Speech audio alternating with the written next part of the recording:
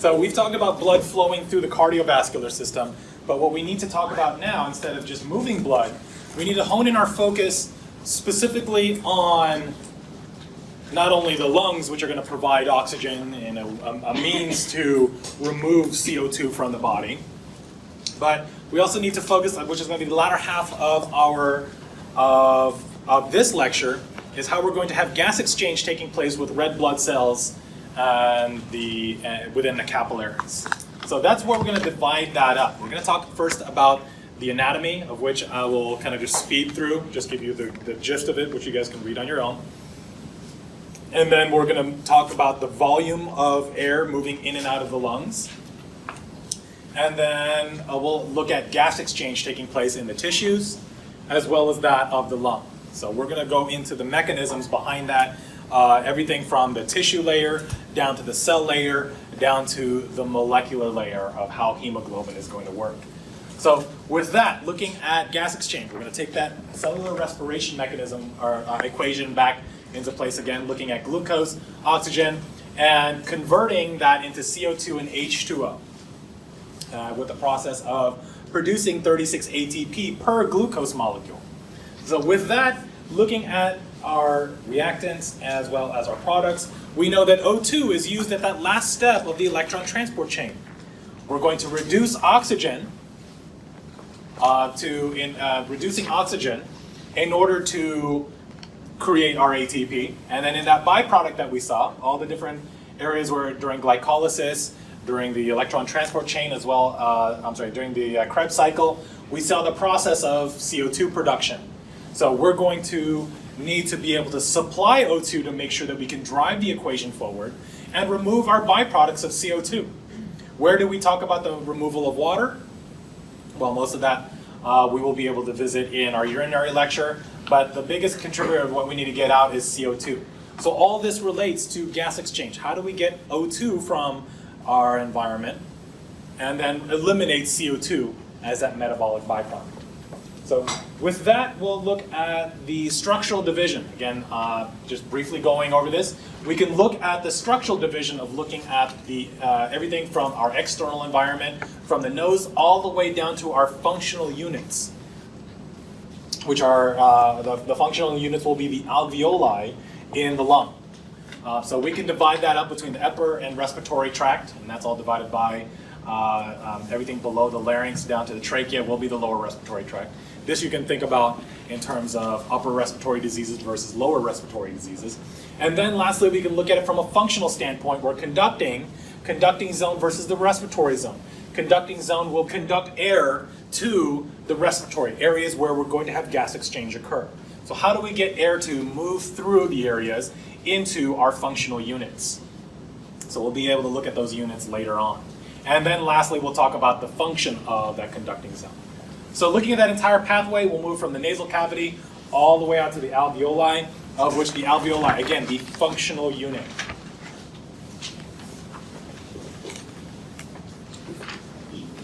Looking at the nose, you know what the nose is.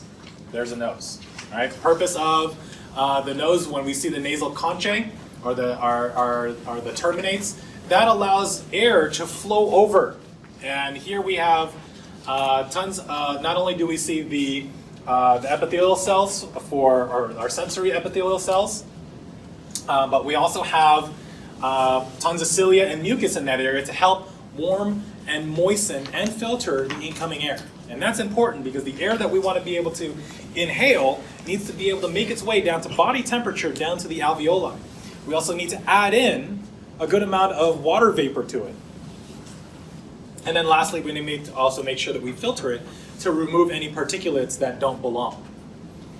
But sinuses are basically the air-filled chambers. There's theories as to being able to make the head lighter by keeping air-filled sinuses. It's also the reason why certain animals have bigger sinuses to cause resonation of the voice, but not that important in terms of respiratory function.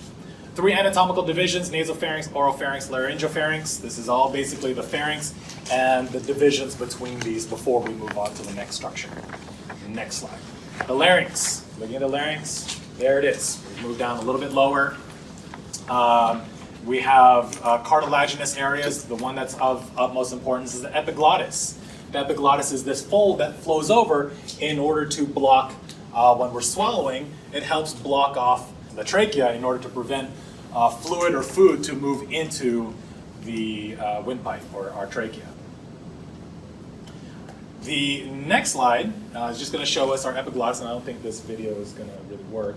But nonetheless, here you can see when what's supposed to happen is when we swallow food, you'll see the epiglottis. As food moves over, this is a reflex where the epiglottis comes in and closes over the trachea to prevent food from flowing through. This is what it looks like right there at the back of the tongue. And this helps, as food flows over it, pushes it right back down. This video talks about the vocal cords, not all entirely important other than the true vocal cords, which are these structures right here. True vocal cords are what give the phonation, or the sound of our voice. They're all constructed mainly of skeletal muscle, as well as some ligaments that attach. Here is our trachea. We have the true vocal folds, which allow the vibrations to take place to be able to hear what you hear. And then the false vocal cords are the ones on the sides. And those false vocal cords contribute to what's called a guttural sound. It's a very discrete sound, but it's a sound that, let's see if I can find the, oh no, I do have it, Mongolian chants. You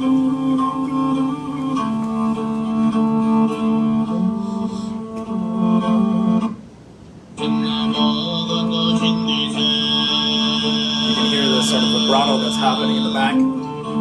That's a sound.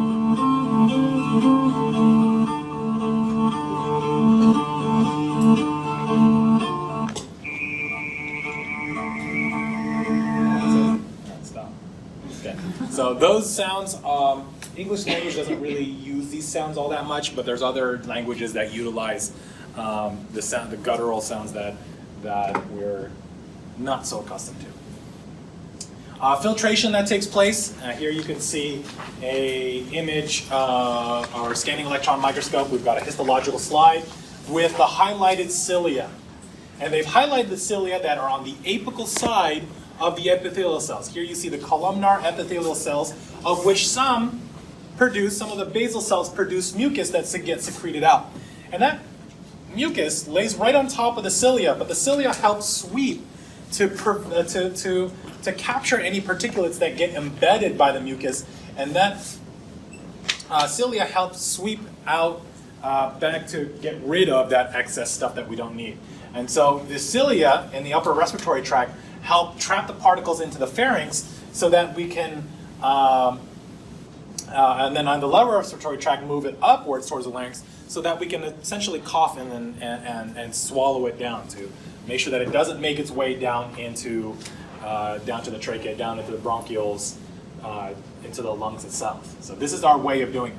The other thing that I can mention of note that is noteworthy is that cilia is what we have that increases the surface area. So not only does it capture particulates, but it is meant to basically help protect. And cigarette smoking actually comes in and stops the cilia from moving.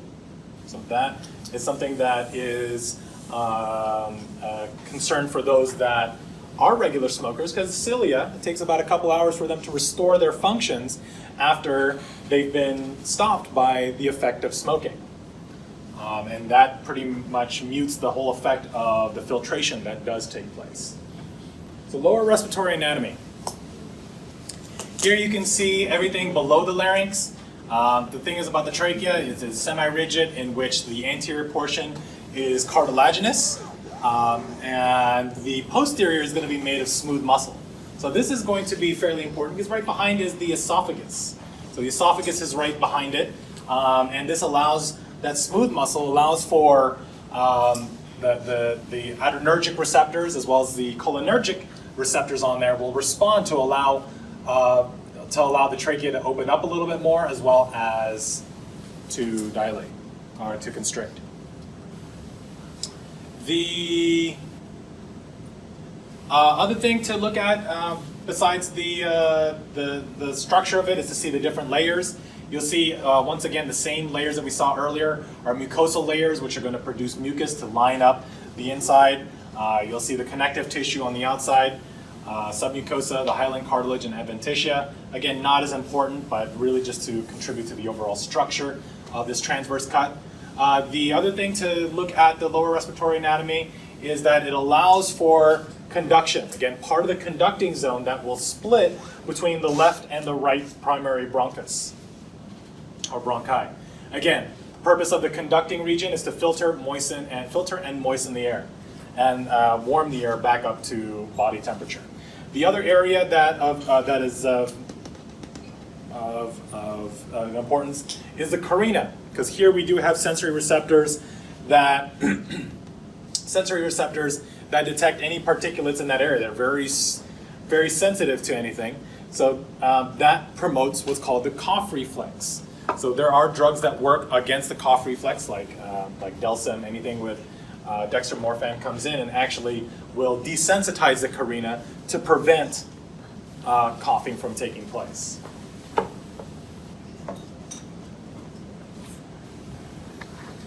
Again, the bronchial tree basically breaks down left and right, and then secondary bronchi is the next split from, so if this is our left and right primary bronchus, you'll see our first split will be our secondary bronchi, and then our tertiary bronchi is again another split. We move from the terminal bronchioles to the respiratory bronchioles to the alveolar sacs. These right here comprise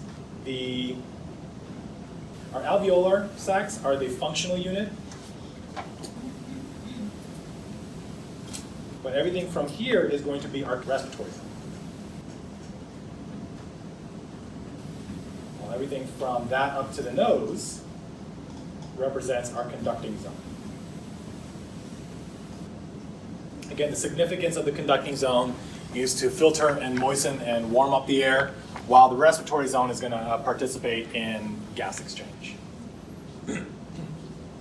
Bronchial tree shown on the next slide over, with the lungs superimposed as well as the diaphragm. Looking at the primary to tertiary, the makeup, the tissue makeup of it, there's less cartilage and more smooth muscle as we make our way down to the tertiary. Why the smooth muscle and less of the cartilage? Less structural, but more so functional by the time we make it to the tertiary bronchiole. And the smooth muscle there, again, have the adrenergic and as well as cholinergic neurons that will respond to autonomic pathways. So the autonomic regulation, the sympathetic will cause dilation. We want to increase the size of our bronchioles to allow more airflow into the lungs. The parasympathetic is going to cause constriction to reduce the amount of airflow into that area. So this, again, when looking at the process of resistance, is all tied in, again, to the radius. We can adjust the radius of the bronchioles in order to allow more air in or allow less air in. And that takes place within certain bronchioles in order to allow for air to move in as well as gas exchange to occur in those areas. The alveoli, again, moves us directly into the site of gas exchange. And from here, these are going to see the respiratory bronchioles, and then you have these clusters of grapes, basically, like to call them. They're the pouches that form, that fill up, that allow air to participate in gas exchange. If you look at the structure of the alveoli, the cellular structure, simple squamous epithelial tissue. So flat, single cell, epithelial tissue, one layer thick, that is going to be where our gas exchange takes place. The respiratory bronchioles, for the most part, aren't really functioning other than to bring air into that area, but is still considered part of the functional unit. So while I mentioned the alveoli are the functional areas, the entire functional unit is what is called the pulmonary lobule. And that consists of the alveoli, the respiratory bronchioles, the the vessels that lead to that area that will provide the capillary bed to allow for gas exchange to occur in that area. What separates the functional units are the elastic connective tissue that wraps around. So this would be the bag that wraps around the alveoli, and that's going to play an important role in the way we can move air in and out of the lungs. So keep that in mind when we move on to the next section. Alveoli. Looking at the cellular makeup of the alveoli, you'll see we have type 1 alveolar cells. The type 1 alveolar cells are the actual cells itself. This is the simple squamous epithelial cells that you see that allow for gas exchange to occur. This is the most prominent type of cell because this is where we, due to the simple squamous cells, we have the most surface area. So how much surface area does it come out to? Again, depending on somebody's height, age, weight, gender, and height, age, weight, gender, and as well as race also plays a factor, gives us the size of the lung. And with that, we have about 750 cubic feet. So if I were to assume that this room is 20 feet by about 35 feet, something like that, which kind of makes sense. It's about the size of this room. That is the amount of surface area that we have for gas exchange to occur. That includes the capillaries that provide the area where red blood cells pass through, and an interface on the alveoli that allows a surface for gas exchange to take place. So here we're going to see fresh O2 in this area that will move its way into the red blood cell, and then we have CO2 that's being carried by the same red blood cells moving out into the alveoli. The next thing is to take a look at the type 2 cells, which are simple squamous cells again, but they are specific excretory function. Why? Because they secrete surfactant. Surfactant is something that's important to prevent the stickiness of the alveoli. So these tissues, since they're so close together, would normally want to stick together. If you press the alveoli together without surfactant, you'd have a difficult time trying to separate those back up to fill back with air. A good example would be to take a wet Ziploc bag. Take a Ziploc bag and fill it up with a little bit of water, take out all the air, and look how they stick together. Water, which surrounds, again, these cells again, have a tendency to have very high surface tension and strong cohesiveness. So they want to stick together. Surfactant does the exact opposite of that, and it makes it a little bit looser, and it breaks apart those water molecules to reduce the tension that holds them together. So this is something necessary to allow that the alveoli to be able to properly inflate. And something that they also do with babies as well. If premature babies, premature babies typically will not produce enough surfactant, so they do, I believe, have a spray that they can use in order to get it back into their lung. It's an artificial surfactant that they can initially use to open up the alveoli to allow for their own natural production of surfactant by the type 2 alveolar cells. Macrophages are again, part of the immune system. The alveolar macrophages are all part of just taking away things that don't belong. Any debris, any diseases of any kind, they come in and work to take all that away. Blood supply to the lungs. Pulmonary circuit. So there's two parts of it where we're going to see the pulmonary circuit has the delivery of blood flow into the capillary beds that supply the alveoli. So the pulmonary arteries are going to deliver deoxygenated blood. So that's moving again from the right ventricle down the pulmonary trunk. Pulmonary trunk will split into the pulmonary arteries that will deliver blood to the lungs. The capillary bed where the gas exchange occurs, and then the pulmonary veins which return back to the left atrium, carrying oxygenated blood. So again, arteries carrying deoxygenated blood, veins carrying oxygenated blood in the pulmonary circuit. Bronchial circulation is just something very similar to what we saw with our coronary circulation. This is our way of delivering oxygenated blood to the bronchi and the bronchioles. Lung divisions. Three different divisions of the right lung, 2 divisions of the left lung. Apex of the lung, and then the bottom, the base of the lung. The base, you'll see, is kind of curved due to the diaphragm. Great. Next slide. Picture of the lungs. Next slide. Pleural cavity. Pleural cavity is basically the cavity that surrounds the lungs. So the lungs aren't just sitting amongst the ribs and the intercostal muscles or anything like that. They're actually covered by pleura.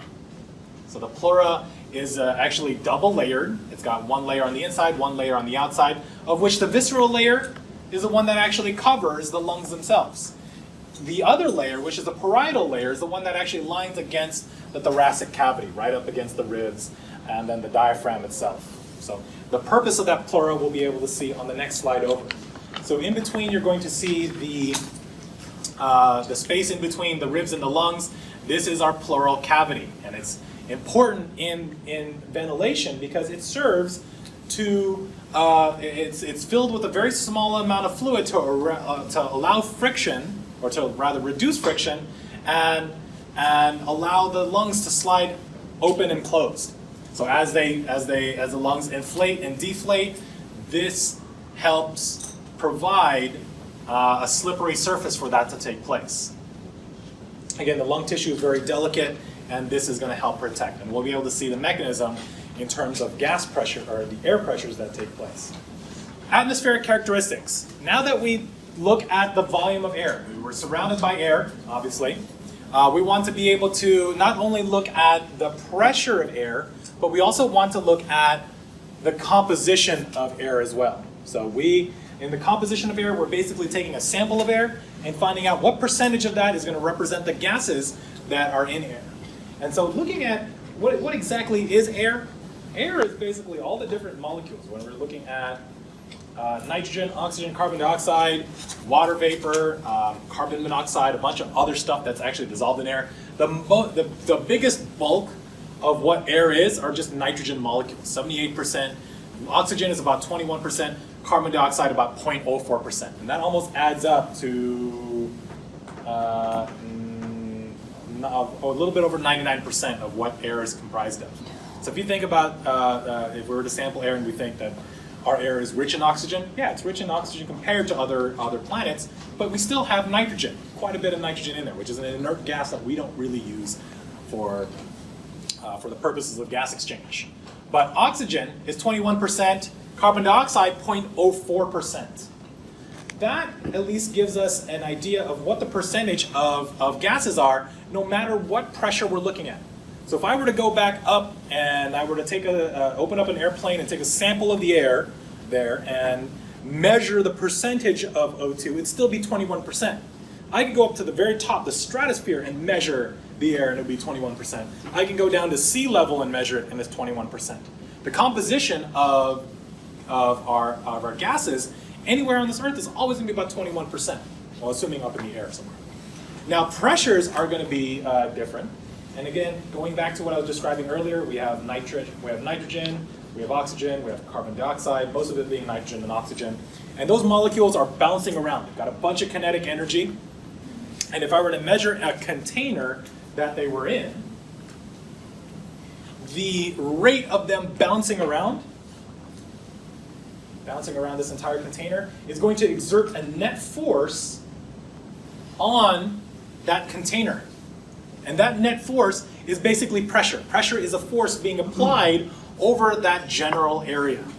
And so if we were to take a look at sea level, which we call 1 atmosphere, at that pressure we have all those molecules bouncing around.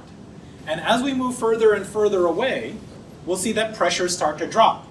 So altitude is going to be a factor. The higher up we go, the less total number of molecules that are up there bouncing around, therefore less pressure, but the composition is still the same. We still have the same percentage of oxygen and nitrogen molecules up there.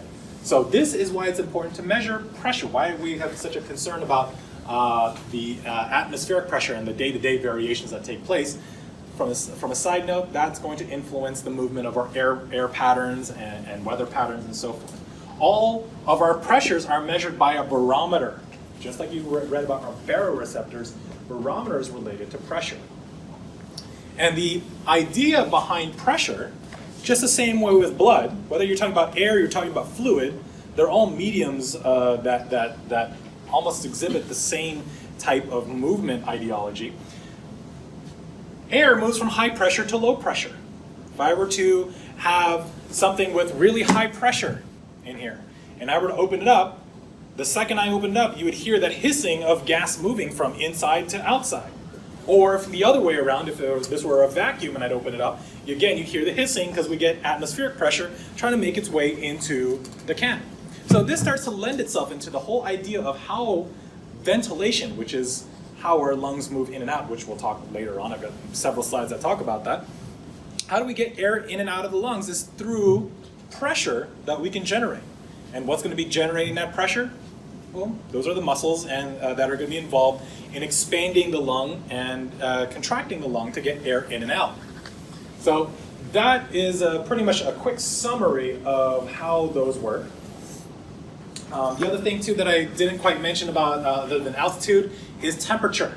Temperature is going to raise the kinetic energy of these molecules, and as they move faster and faster, that's more pressure on the container they're on. So if I were to, for instance, take a pot, like a cooking pot, and I leave it there and I close that pot, and I were to raise up the temperature, I notice that the pressure will start to increase inside, because again, the kinetic energy would lend itself to bouncing around in there and increasing the amount of pressure from there. So again, all that ties into our air mechanics that we'll talk about later. So the origin of the barometer, how do we get air to move due to the pressures that are exerted by air pressure versus pressures that we exert? Let me give you a good example. How do you get straws to work? You ever think about that? You take a straw, and what are you doing? Do you think you're sucking up fluid through the straw? No, technically you're not. Actually, what you're doing is you're creating a negative pressure in respect to that of air pressure to cause fluid to move from a high pressure to a low pressure. So if I'm creating suction with my mouth, that's causing fluid to move from air pressure out, moving it up the straw into from an area of high pressure to low pressure. Now, the concept of the barometer came about when back in the 1600s, Galileo thought about the whole thing of being able to draw water from a well. So if you imagine way back when they had a well and they had a pump, and they were wondering, how do you get water to move against gravity? And he postulated that it was this whole concept of the force of a vacuum that he's creating in order to do so. But Torricelli was a mathematician and a physicist from the 1600s, came up with a different explanation. And he thought that it wasn't necessarily the vacuum that was exerted, but it was the pressure of air. And so he took this example where he took this really long glass tube. And back then it was really easy to make these glass tubes. We've been making glass for a very long time, and very, very cheaply too. He took this glass tube and stuck it in a vat of water. And he wanted to be able to see what would happen with this as he filled it up with water. And what he noticed is that the water would move its way up the tube. And so you saw the effects of the cohesiveness of water, but also the adhesion along the tube. And it makes its way up. And as it makes its way up, he again theorized that it had something to do with the pressure being exerted on the surface of the water that's exposed to the air, pushing it through and forcing the fluid back up.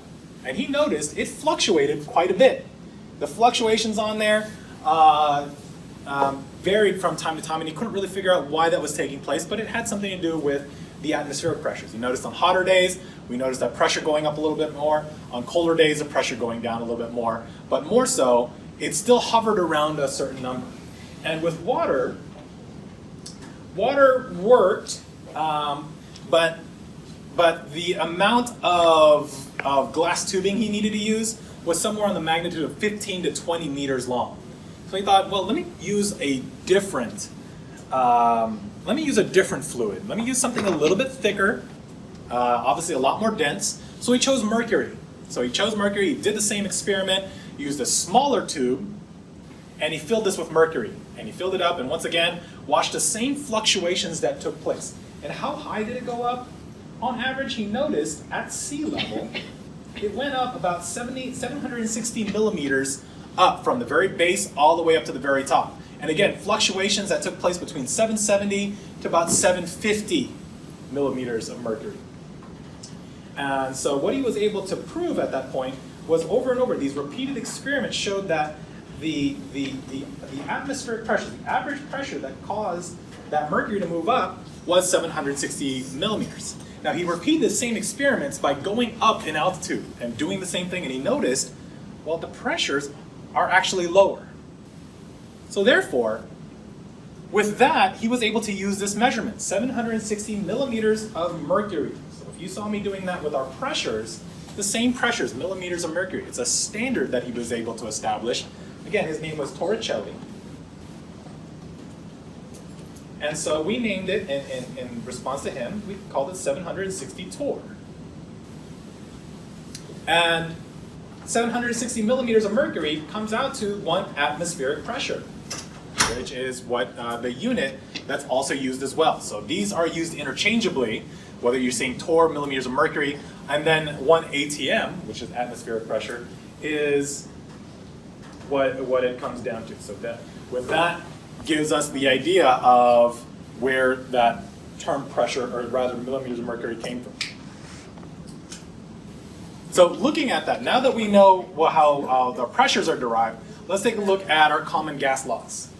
So common gas laws, there's 3 laws that we need to account for that talk about the mechanisms of volume as well as composition of air. Boyle's law. Boyle's law is that volume and pressure are inversely related.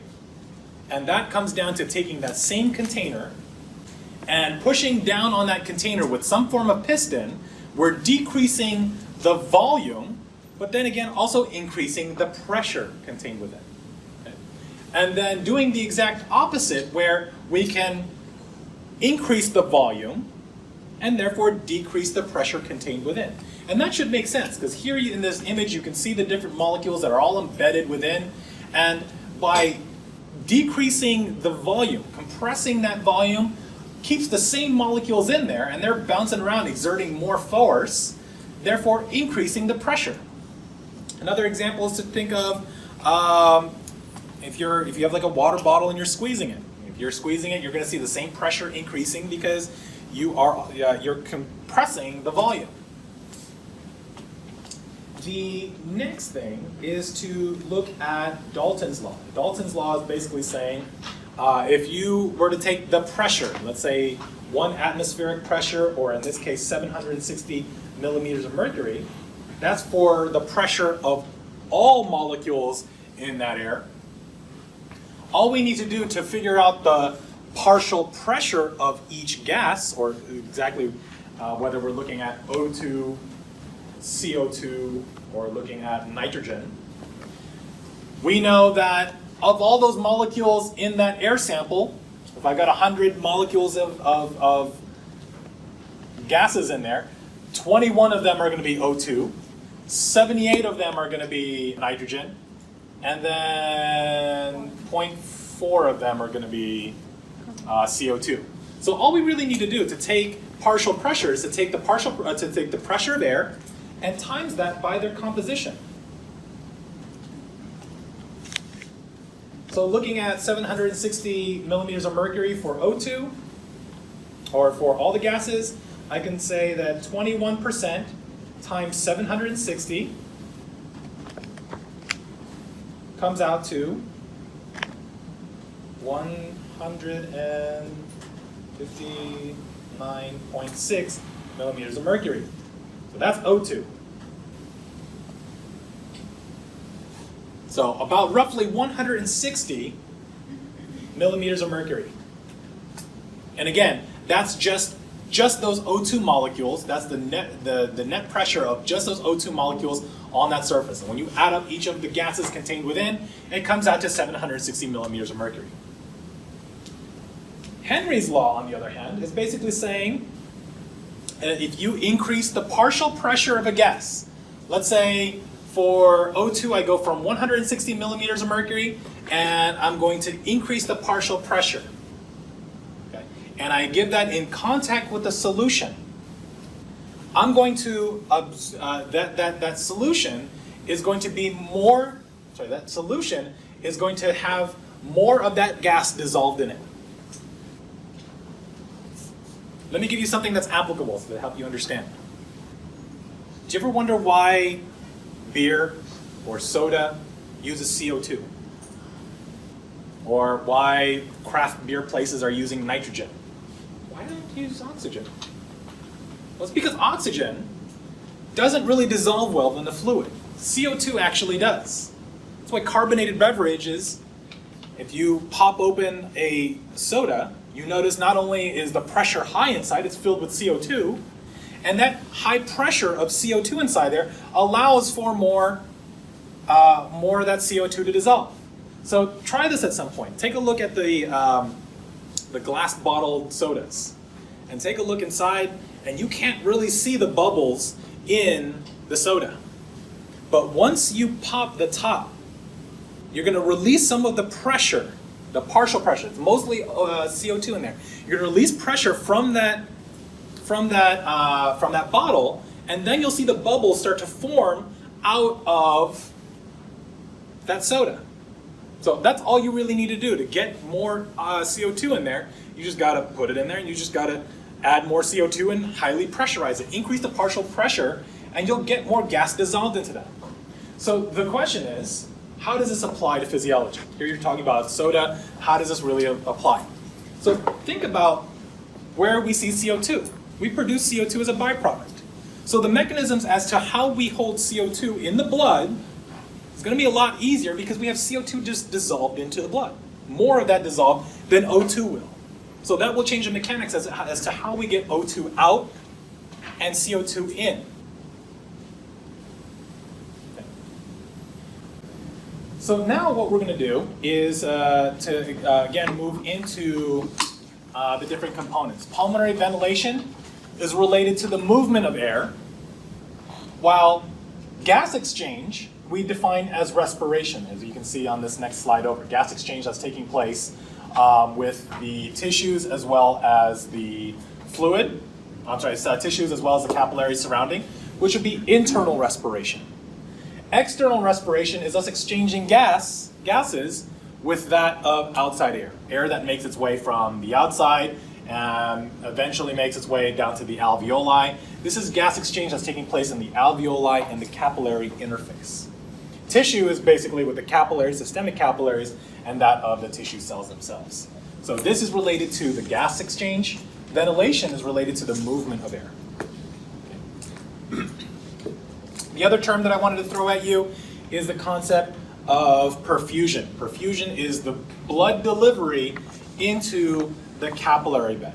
So what we're looking at here is the blood that's being delivered by our capillaries, that's by the arterioles, that's making its way into the capillary bed.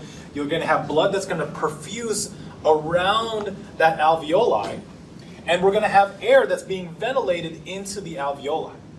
So we're going to talk about the coupling of ventilation, again, air movement into the alveoli, and perfusion, the delivery of blood surrounding that area. And the whole idea behind these two is that we want these two to be able to match in order for efficient respiration. Gas exchange should take place. If I have no ventilation, but I have a bunch of blood flowing through, that's a waste because I don't have optimal gas exchange taking place. If I have a good amount of air that's moving into the alveoli, but I don't have any blood flowing through, well, then I have a mismatch there as well. And we'll talk about that in our later slides. And that should top off where we left off. We left off on this slide, which is a throwback to our last cardiovascular side, where we talked about how blood vessels, systemic blood vessels, respond to hypoxic environments, meaning low O2, and where we're going to see vasodilation.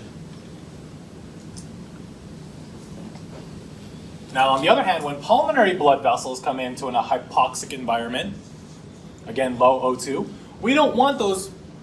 Let me just draw up my alveoli real quickly. And here's our capillary. In a hypoxic environment, meaning low O2 in the pulmonary circuit, we want to, if there's low O2 in the alveoli, we want to be able to reduce the amount of blood flow through the capillary. And that should make sense. If I've got low O2 in this area, I don't want to increase blood flow to that area because this blood will never get oxygenated. So the pulmonary response to a hypoxic environment, the pulmonary capillaries will actually, we'll see a decrease in the amount of blood flow in that area. Remember, we have 3 capillary sphincters in that area, which will constrict. And that will effectively reduce blood flow down that capillary. So the term that I mentioned over here, vasodilate, that's actually, I want to be able to say, for the precapillary sphincter, that's going to dilate. And just to illustrate that on our tissues, here's our muscle. Here are the capillaries surrounding. If we've got low O2 in the conditions around the muscle, meaning that the oxygen is being used by that muscle very quickly, and now it's churning out excess CO2. And we're also seeing some hydrogen ions, some acids being released due to anaerobic metabolism as a response to hypoxic environments. That's going to want to increase the amount of blood flow through those capillaries. So as I mentioned earlier, those precapillary sphincters, we want them to dilate to increase the amount of blood flow through that area. Naturally, low O2 deliver more blood to that tissue. So we'll revisit this when we come to, and that will be able to tie in. This is all part of the auto-regulatory response, meaning this is not necessarily something that our central nervous system regulates. This is local regulation taking place right on the tissue level. So with that, given that we've talked about our little precursor to what we're going to be talking about today, what questions do we have going into? Because hopefully this should be a review, not something new to you guys, because we're going to build up on top of this. Everybody good? All right. So we're not going to talk so much, at least in the first half of today, we're not really going to be talking about the gases, not about O2 and CO2. Really what we want to get into is really going into just ventilation, which is, again, the movement of air in and out of the lungs. We'll first look at how we get air into the lungs, and then later today, the latter half of today, we'll talk about the actual exchange of gases. So with that, let's take a look at ventilation. Ventilation, again, the movement of air in and out of the lungs. And this is how we're exchanging air from the outside environment, bringing that into the alveoli. And when we look at ventilation, about the exchange of air moving in and out, basically involves inhalation, which is the movement of air in, and exhalation, which is the movement of air out. And all of this is going to employ, how do we get air in and out of the lungs? Well, we're going to have to involve changes in the volume. We're going to employ Boyle's law, which is basically going to be compression of the thoracic cavity and expansion of the thoracic cavity to create minute changes of pressure in the lung. That compared to that of the external pressure, the atmospheric pressure, those changes in pressure will allow air to move in and out. The best example I can think of for something like this would be an accordion. You take an accordion, we're going to be able to change the pressures inside the accordion that will allow air to move in or out. And that movement of air in or out in an accordion is what the audible sounds are made from. So let's take a look at how that takes place, and let's first take a look at inhalation. The whole concept of inhalation, how do we get air into the lungs, is kind of the same way that we look at how we're able to move fluid through a straw. I've got a drink in front of me and I've got a straw. The way I'm able to get fluid into the straw and into my mouth is by creating, I want to say negative pressure, but negative pressure in a sense that it's less pressure that I'm creating. I'm creating a bit of a suction, which is creating lower pressure than that of atmospheric air. So in this case, in inhalation, that lower pressure that I'm able to generate in the lungs creates air that's going to move down its pressure gradient, meaning pressure from the outside, I've got lower pressure in the lungs. Air wants to go in from high pressure or higher pressure down to lower pressure. So that inhalation is going to involve the increase in volume of the thoracic cavity. So let's take a look at the two things that are going to be involved in normal inhalation. The first thing we'll look at is the diaphragm, which is a round muscle, again, right below the lungs and right above the stomach that we'll be able to see later. That's what's going to separate the thoracic cavity from that of the abdominal cavity.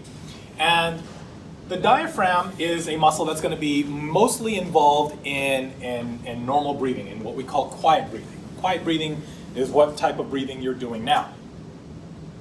The other thing that's going to be involved is the rib cage. Okay? And the rib cage, when we look at expansion of the rib cage, that's going to increase the volume and at the same time decrease the amount of pressure inside. So during normal inhalation or quiet breathing, the diaphragm, when we take a breath in, is going to contract. And normally, it's caged up like this. If I can just sort of draw it out. The diaphragm is normally relaxed. And when we take a breath in, we're going to contract the diaphragm. And that's going to cause the diaphragm to move posteriorly. Okay? And by virtue of that diaphragm moving downward, that's going to increase the volume and decrease the pressure. Again, through Boyle's law. It's just like taking that piston and moving that piston upward. Moving that piston upward will increase the volume and decrease the pressure. During that quiet breathing, that diaphragm moving, which actually comes out to your diaphragm, only moving about 1 centimeter from here to here during inhalation. That 1 centimeter of movement is going to create about a 1 to 3, and it's not something you really need to know, but 1 to 3 millimeter mercury difference in air pressure with that of the outside.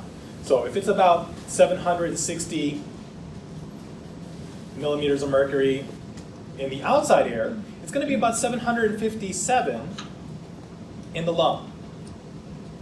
And that difference, 760 to about 757, is going to allow air to move from, again, higher pressure down to lower pressure. And the amount of air that will move in from 760 down to 757, that's going to be about 500 milliliters of air that we're able to inhale. And again, 75% of that due to the diaphragm moving about 1 centimeter down. Not very much. The other 25% is going to employ other muscles. And the other muscles that are involved are the external intercostals. The external intercostals work to basically lift the rib cage up. So expansion of the rib cage, but the other most of the 75% of the breathing is due to the diaphragm contracting. So again, that's all of us during normal breathing.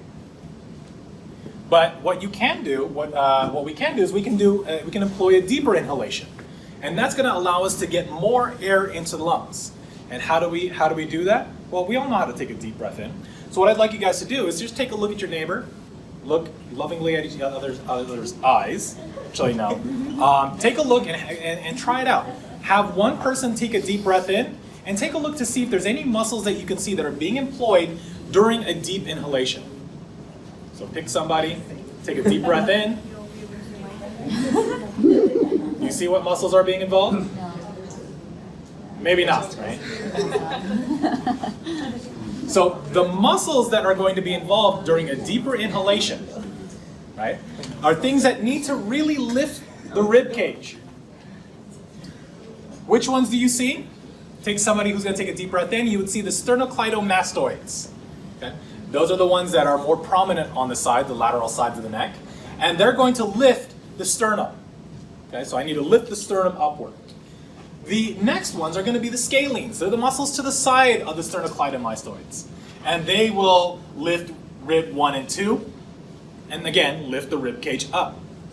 The other ones that are also involved, the pectoralis minor, and these are the ones that are not pictured on here. These are going to attach to ribs 3, 4, and 5.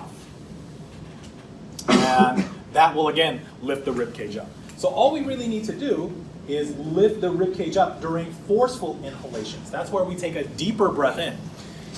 Like I said, during normal breathing, diaphragmatic breathing, plus the external intercostals to lift the rib cage just a little bit. Take a deeper breath in. We basically need to create more volume, lower the pressure on the inside of the lung, And we employ that through our accessory muscles. Again, the sternocleidomastoids, the scalenes, as well as the pectoralis minor. And then the serratus actually work to lift the rib cage up. Now, exhalation, we can break down to passive as well as forced exhalation. This is going to be the reverse of what we saw in inhalation, where we need to create higher pressures on the thoracic cavity to be able to force air out. Just like compressing an accordion, we're going to compress the contents. That will generate higher pressure inside and force air out of the accordion. So by increasing the pressure, we're going to decrease the thoracic volume. And the way we do that for passive exhalation, again, passive exhalation is something that, well, I'll ask you guys, what does the term passive mean? Slowly. Slowly. No energy? Did I hear that? Indirect. So we're not actually using any ATP. There's no contraction whatsoever. It's going to naturally rely on the elasticity, the recoil of the chest. If I've expanded the chest, right, by using active muscle contractions, namely the diaphragm, as well as the external intercostals during quiet breathing, all I need to do, relax the diaphragm. I've contracted the diaphragm, I'm going to relax the diaphragm. I'm going to relax the external intercostals. So compression of the thoracic volume, right, so due to the elastic recoil of the chest wall, I've expanded the muscles, now I'm going to let them naturally relax. Relaxation of the diaphragm is going to now move my diaphragm upward, and that is going to compress what we need in order to contribute to passive exhalation. So that's step number one. There's actually three other things that contribute to passive exhalation. Recoil of the chest wall. Number two, elastic connective tissue surrounding the alveoli. And with that, I'm going to go back to an earlier slide. The elastic recoil of the connective tissue surrounding. If the alveoli are going to fill up, right, they'll fill up, this is going to stretch out that connective tissue. And during exhalation, all we need to do is just let go. And this is going to help squeeze air out from all the way from the respiratory, bronchial, terminal, to the tertiary, secondary, and primary bronchi, out to the trachea, out into the air. Okay, so that's number two.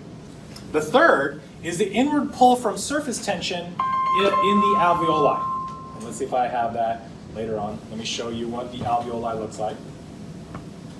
Okay, there's our alveoli. And notice that the alveoli, again, a bunch of cells, all strung together. And naturally, there's going to be water. Again, those cells bathing in an aqueous environment, we're going to have water that wants to pull towards the center. And that's surface tension. Water wants to stick to one another. Again, due to the presence of the hydrogen bonding, they're attracted to one another. So they're going to help collapse this alveoli. And I got a slide that will go over that on this side right here. Okay? So keep that in mind. We'll revisit that in just a little bit. So that's passive exhalation. Again, not utilizing any ATP. It's just compression of the thoracic volume, natural recoil of the chest wall, the connective tissue surrounding the pulmonary lobule, and then the surface tension that help squeeze air out of the thoracic cavity, back out into our outside environment. Again, that's passive exhalation. The other way that we can get air out is through forced exhalation. Forced exhalation, again, we'll have to employ ATP in order to utilize contraction of our accessory muscles. And in this case, how do we forcefully compress the thoracic volume? Well, two things we're going to use. We're going to use the internal intercostals, again, the muscles in between the ribs. All we need to do is squeeze the ribs together. Bless you. And then we're going to employ the rectus abdominis. Those are our abs, and we're going to help pull the sternum down to, again, compress the volumes. So that is forced exhalation. Again, increasing the pressure on the inside to eject air out. So it does require energy, right? For forced exhalation, it requires energy. For For passive exhalation, that won't involve any energy at all. So let's go to Valsalva maneuver, would that be force? Technically, yes. What we're doing at that point for the Valsalva maneuver is to compress the thoracic volume. Okay? And technically, we're also compressing the abdominal. You're getting your diaphragm to stay in that at that point in time, and you're actually not creating any air in or out. So by compressing the thoracic cavity, what you're doing in compression of it and occluding your breath is to increase pressure. And increased pressure just stabilizes the cavity. All right. So with that, it's a little warm.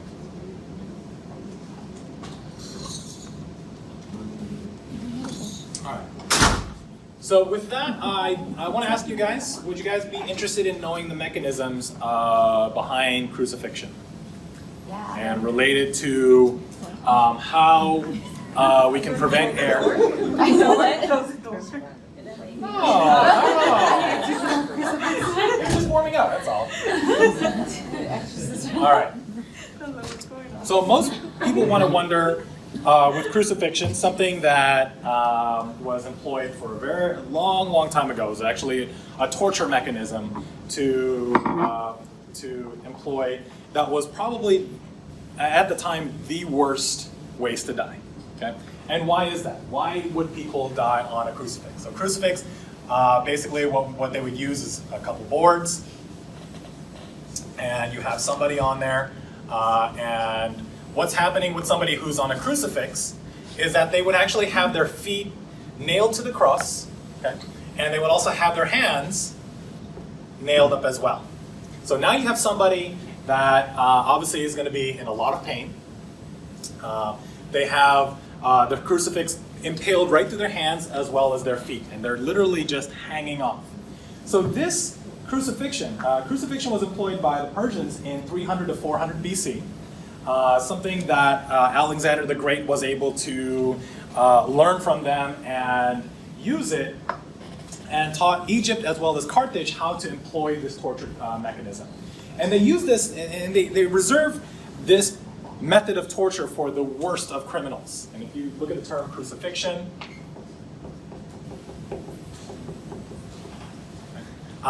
when you hear the term excruciating, like excruciating pain, well, that's where you see the prefix of the term. So what they did for somebody who they end up crucifying, again, like I said, they're going to nail areas where we have the highest number of nerve beds. So this is going to be very painful when you stake somebody through their hands and feet. And somebody who's crucified is going to hold on, and in order for them to be able to breathe, they can take a breath in just fine. Why? Because with that, when their arms are abducted, meaning they're separated out, the rib cage is naturally going to expand as well. So air they can breathe in just fine, right? But in order for them to exhale air, they need to be able to compress the rib cage. Okay? So with that, because the rib cage is already abducted, meaning you've expanded the rib cage, for them to breathe out, they would need to be able to pull themselves up to be able to compress the air, to compress the thoracic volume to get air out. But at the same time, they already have their arms pinned, so it's going to hurt them quite a bit, which is going to amplify the sympathetic response. Amplify the sympathetic response, you're going to get them to need to breathe more. What happens whenever somebody's in pain? You hear them. They're going to breathe deeply. So with that, it kind of feeds on its own. So in order for them to get a breath of air in, they'll just relax, breathe in. And then they pull themselves back up, and that's going to cause more pain. And with that, what happens with somebody, so since exhalation is mostly diaphragmatic, they can get air out, they can get a little air out, but the rest of it that they really need to exhale out, they need to pull themselves up. So they actually end up dying of exhaustion. Okay? So that is the whole principle behind crucifixion. And again, one of the worst ones. Another one that I remember seeing, again, one of my late night things that I ended up watching were again, not really related to pulmonary, but they had like the bull. There was like an iron bull or something like that. And they would place somebody into the stomach cavity, and then they would they'd run a fire underneath the bull, and that person would end up like boiling alive in there. But that's not really related to respiration.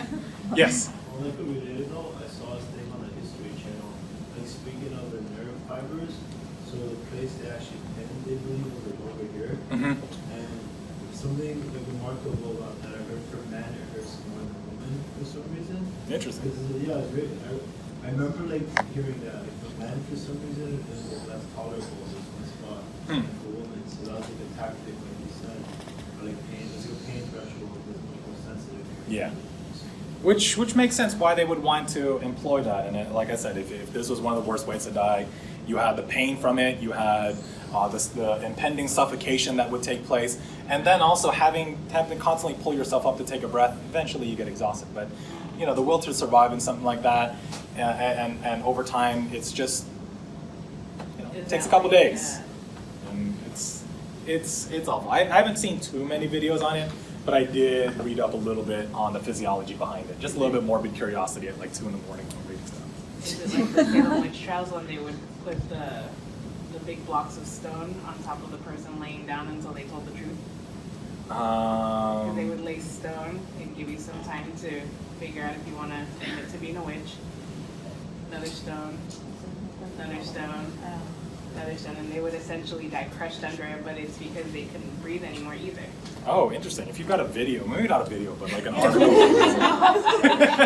Maybe not a video. I did see it on the documentary, actually. It's interesting. Interesting stuff that they did, and even like when we talked about in our, I believe that was our central nervous system lecture. We talked about rat poison. Strychnine was another one.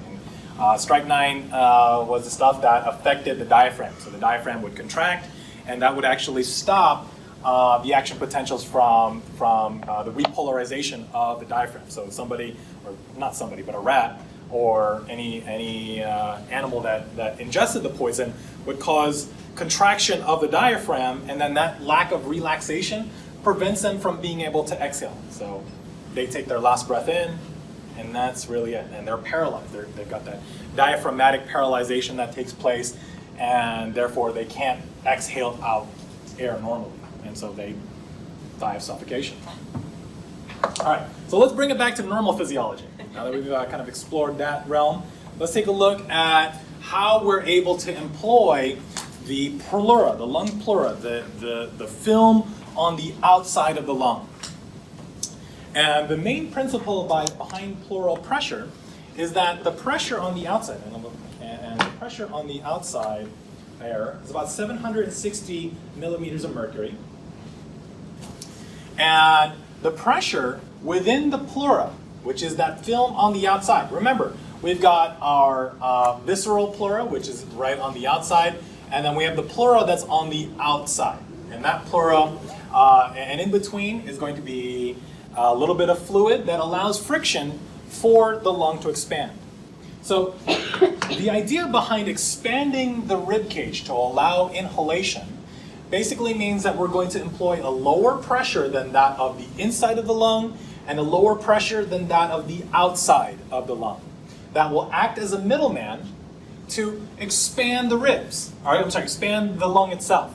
So by creating this so-called vacuum, lower pressure on the inside will allow when the ribs expand and the diaphragm contracts, that's going to allow this lung to fill up.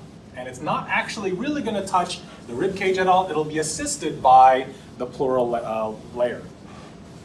So looking at that, if it's outside 760 millimeters of mercury, we'll see the inside, the pleural pressure is about -4 millimeter mercury difference with that of outside air. So about 756. So if it's 760 here, it's 760 in the inside of the lung, 760 on the outside of the lung. No air is moving in or out, but the pressure is 756 in what we call intrapleural pressure. That's the pressure in between the lung and that of the rib cage. And that allows continual expansion of the lung.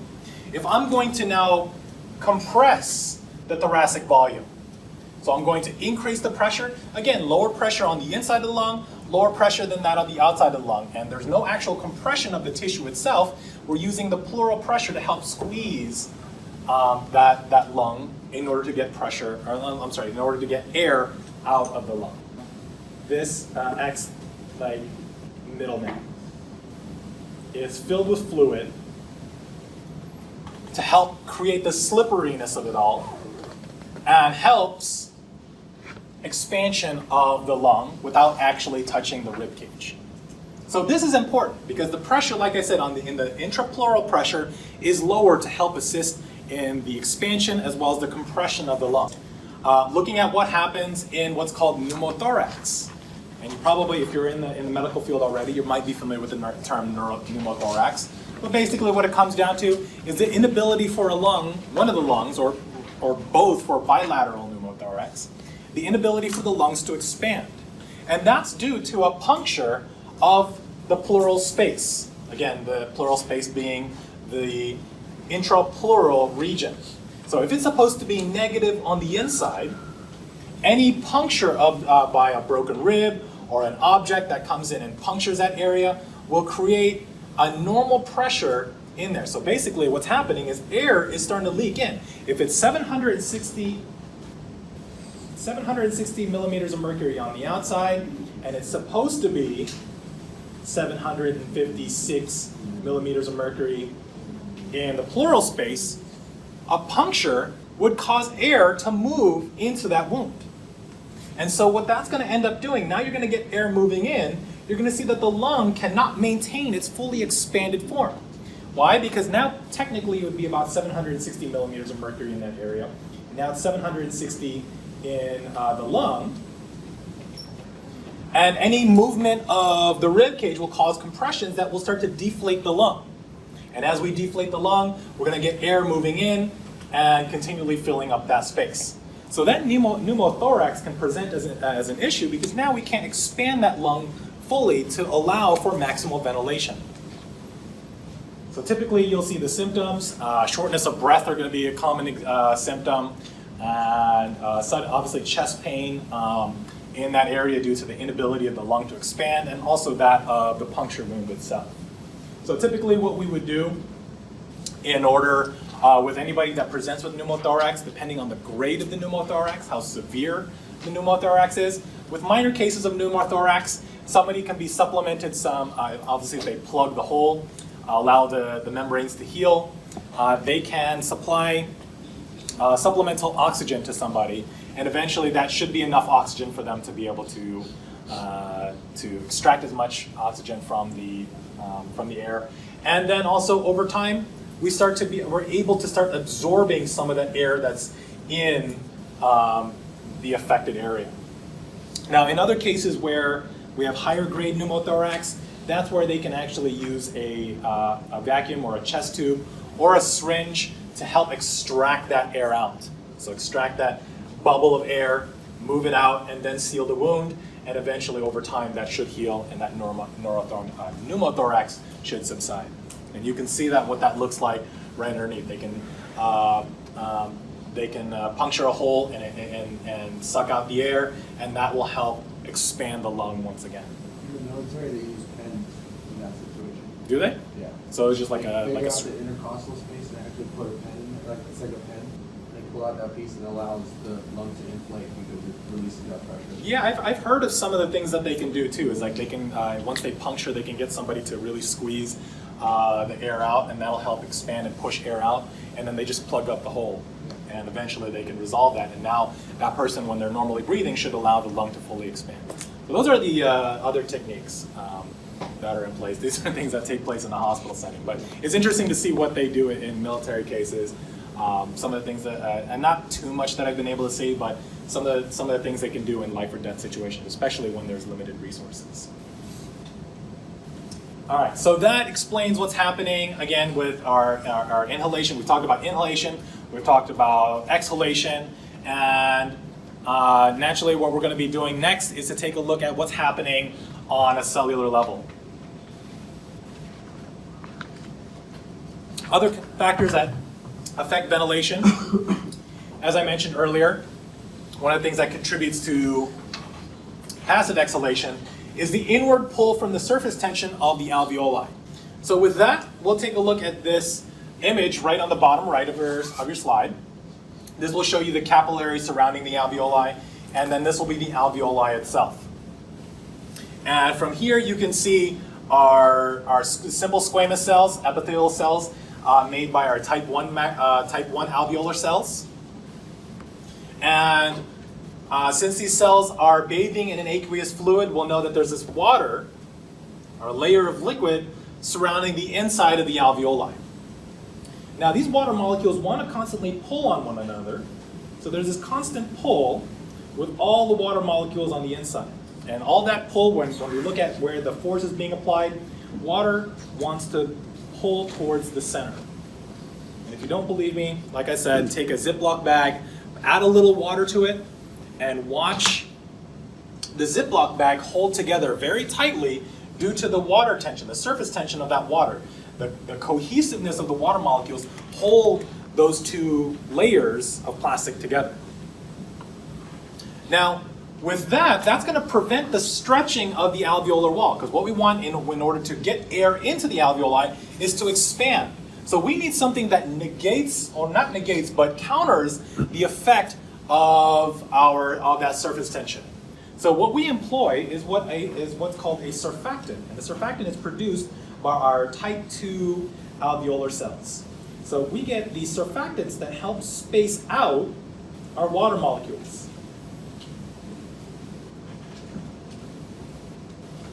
And that reduces the amount of cohesiveness between the water molecules and less of that surface tension that wants to pull it together. So in effect,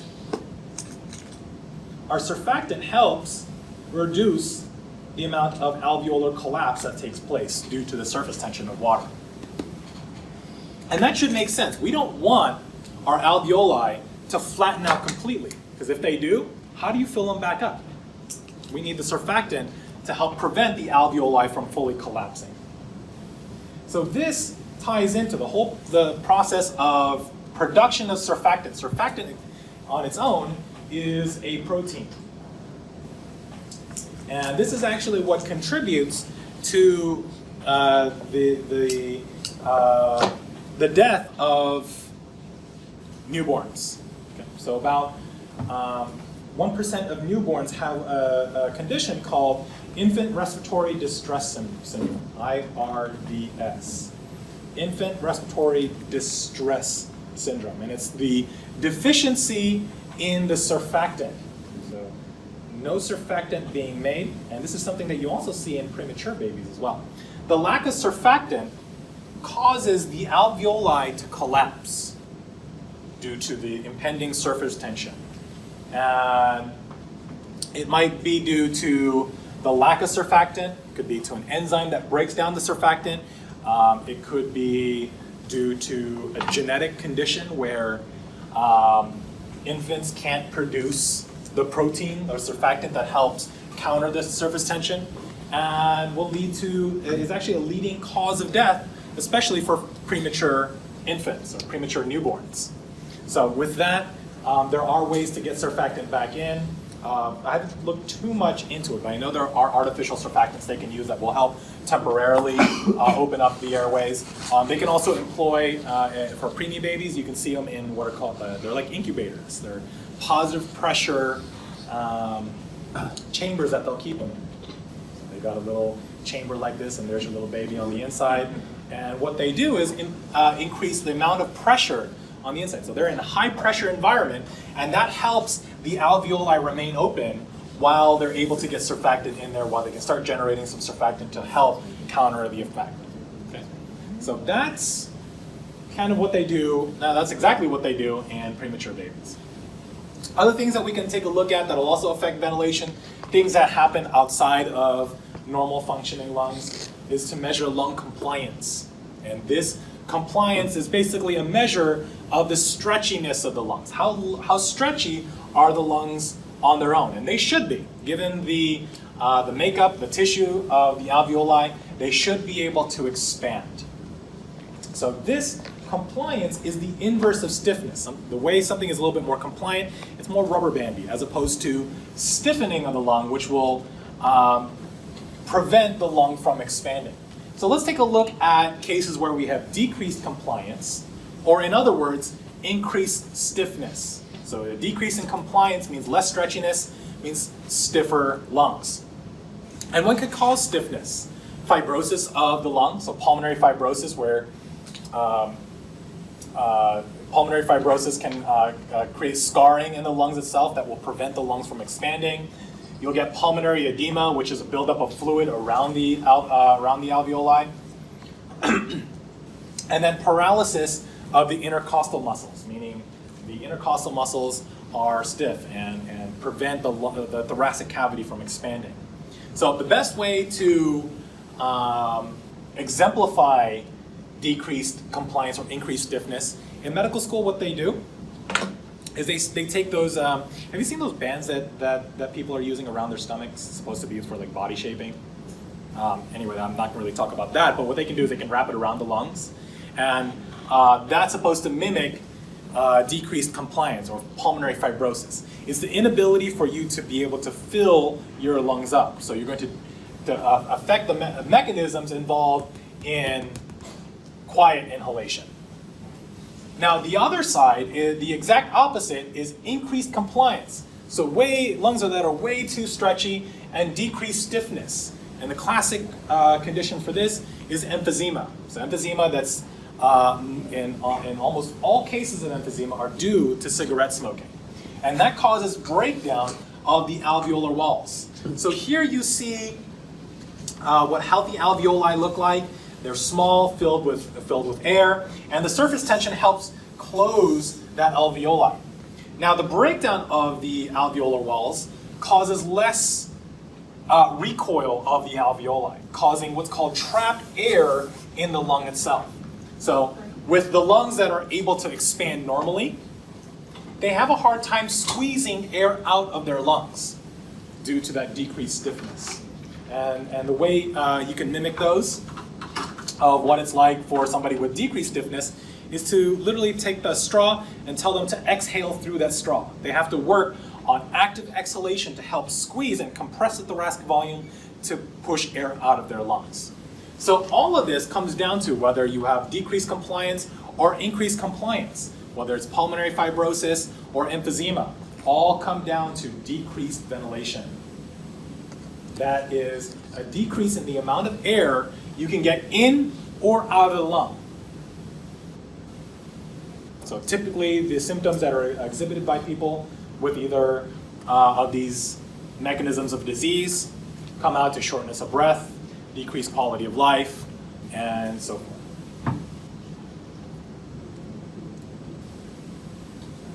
So that's a factor that comes down to the tissue makeup, and that's a dysfunction of the alveolar tissue. The other factor to look into is airway resistance. So instead of looking at the respiratory zone, let's take a look at what happens in the conducting zone, airway resistance. And the way we can measure airway resistance, and remember, if pressure is related to the resistance times the flow, just like we saw in our vessel lecture, we can look at movement of air. Instead of liquid moving through a vessel, we can look at air moving through a vessel. And the idea behind airway resistance is that we can see the amount of flow, which is the atmospheric pressure, that's the pressure on the outside of the lung, and the alveolar pressure, which is the pressure on the inside of the lung. And if that remains normal, and we start to see an increase in the resistance, that will decrease the amount of airflow into the lung. And as we mentioned in our vessel lecture, resistance, actually I don't need to write it out because I got that listed out for us on here. The resistance is proportional to the inverse of the radius to the fourth power. As I mentioned in our cardiovascular quiz, the thing is that that's going to affect the amount of fluid, whether it's air or an actual liquid, moving through a vessel. Is going to be related to the radius of the vessel, here up to here. So we can employ bronchodilation and bronchoconstriction, naturally the smooth muscles surrounding the vessel, to adjust the airway resistance. So as I mentioned previously, breathe through a big boba straw versus breathing through a coffee straw. And if you notice, breathing through a coffee straw is much more resistant. It's hard to get air out breathing through a coffee straw than that of a boba straw due to the change in the radius. A change in the radius is amplified by 4 times its amount. And with that, let's take a look at the pathophysiology of asthma. So the first characteristic of which we talked about with asthma and asthmatics is the smooth muscle walls surrounding the airways. So here we're looking at a bronchiole. You can see the smooth muscle, which are the darker purple bands.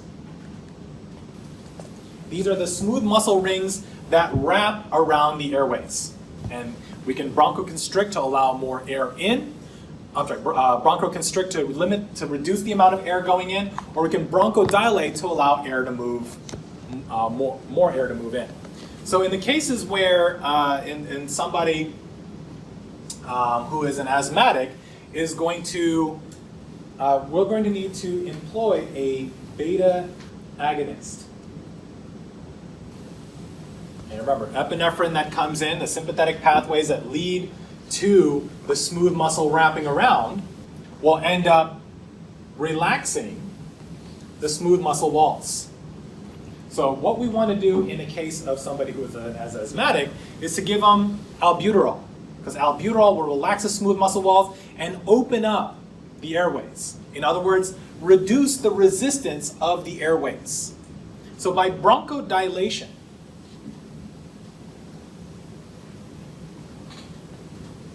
which is going to dilate the bronchioles, will allow air to move in naturally. The other aspect of asthma is to look at airway inflammation. And airway inflammation is due to the epithelial cells on the inside that will get agitated and create a good amount of mucus. And that mucus on the inside, inflammation of the epithelial cells, will cause inflammation inward. So here you can see the contrast between this cross section here where the epithelial cells are normal, and then here you can see what happens with the effect of inflammation. It starts to build up and constrict the area that allows air to move in.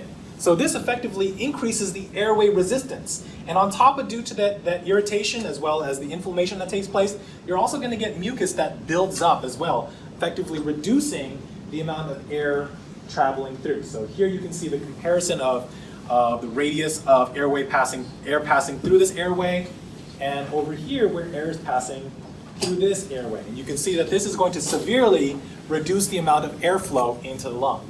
So typically what they do with people with asthma is to give them a beta agonist like albuterol. Albuterol typically only works for about 20 minutes to an hour. So they want to give them what's called a long-acting beta agonist, a LABA. That's going to help with the smooth muscle around the airways. The other component that they would give them is a corticosteroid. And the corticosteroid is going to be an anti-inflammatory. It's going to work to reduce the inflammation in the airways to bring this back to look like it's supposed to over here, and then also reduce the amount of mucus. So typically in this case, they would give fluticasone. So LABA would be something like Ceravent, and again, you don't really need to know these names. Ceravent being that long-acting beta agonist, and then fluticasone, which is going to be the inhaled corticosteroid. So those will mitigate the effects of airway disease, and the combination of these drugs, Advair, the big purple discs that you might see people take, and they're a disc that you can turn and you inhale. It's usually a combination. It's a combination, a form of combination therapy to tackle the airway resistance from both of these mechanisms. So this image right here, which is available in your slide, that way you can go in and really zoom in and take a look at the entire system, everything from our conducting zones all the way down to our respiratory zones, which is going to help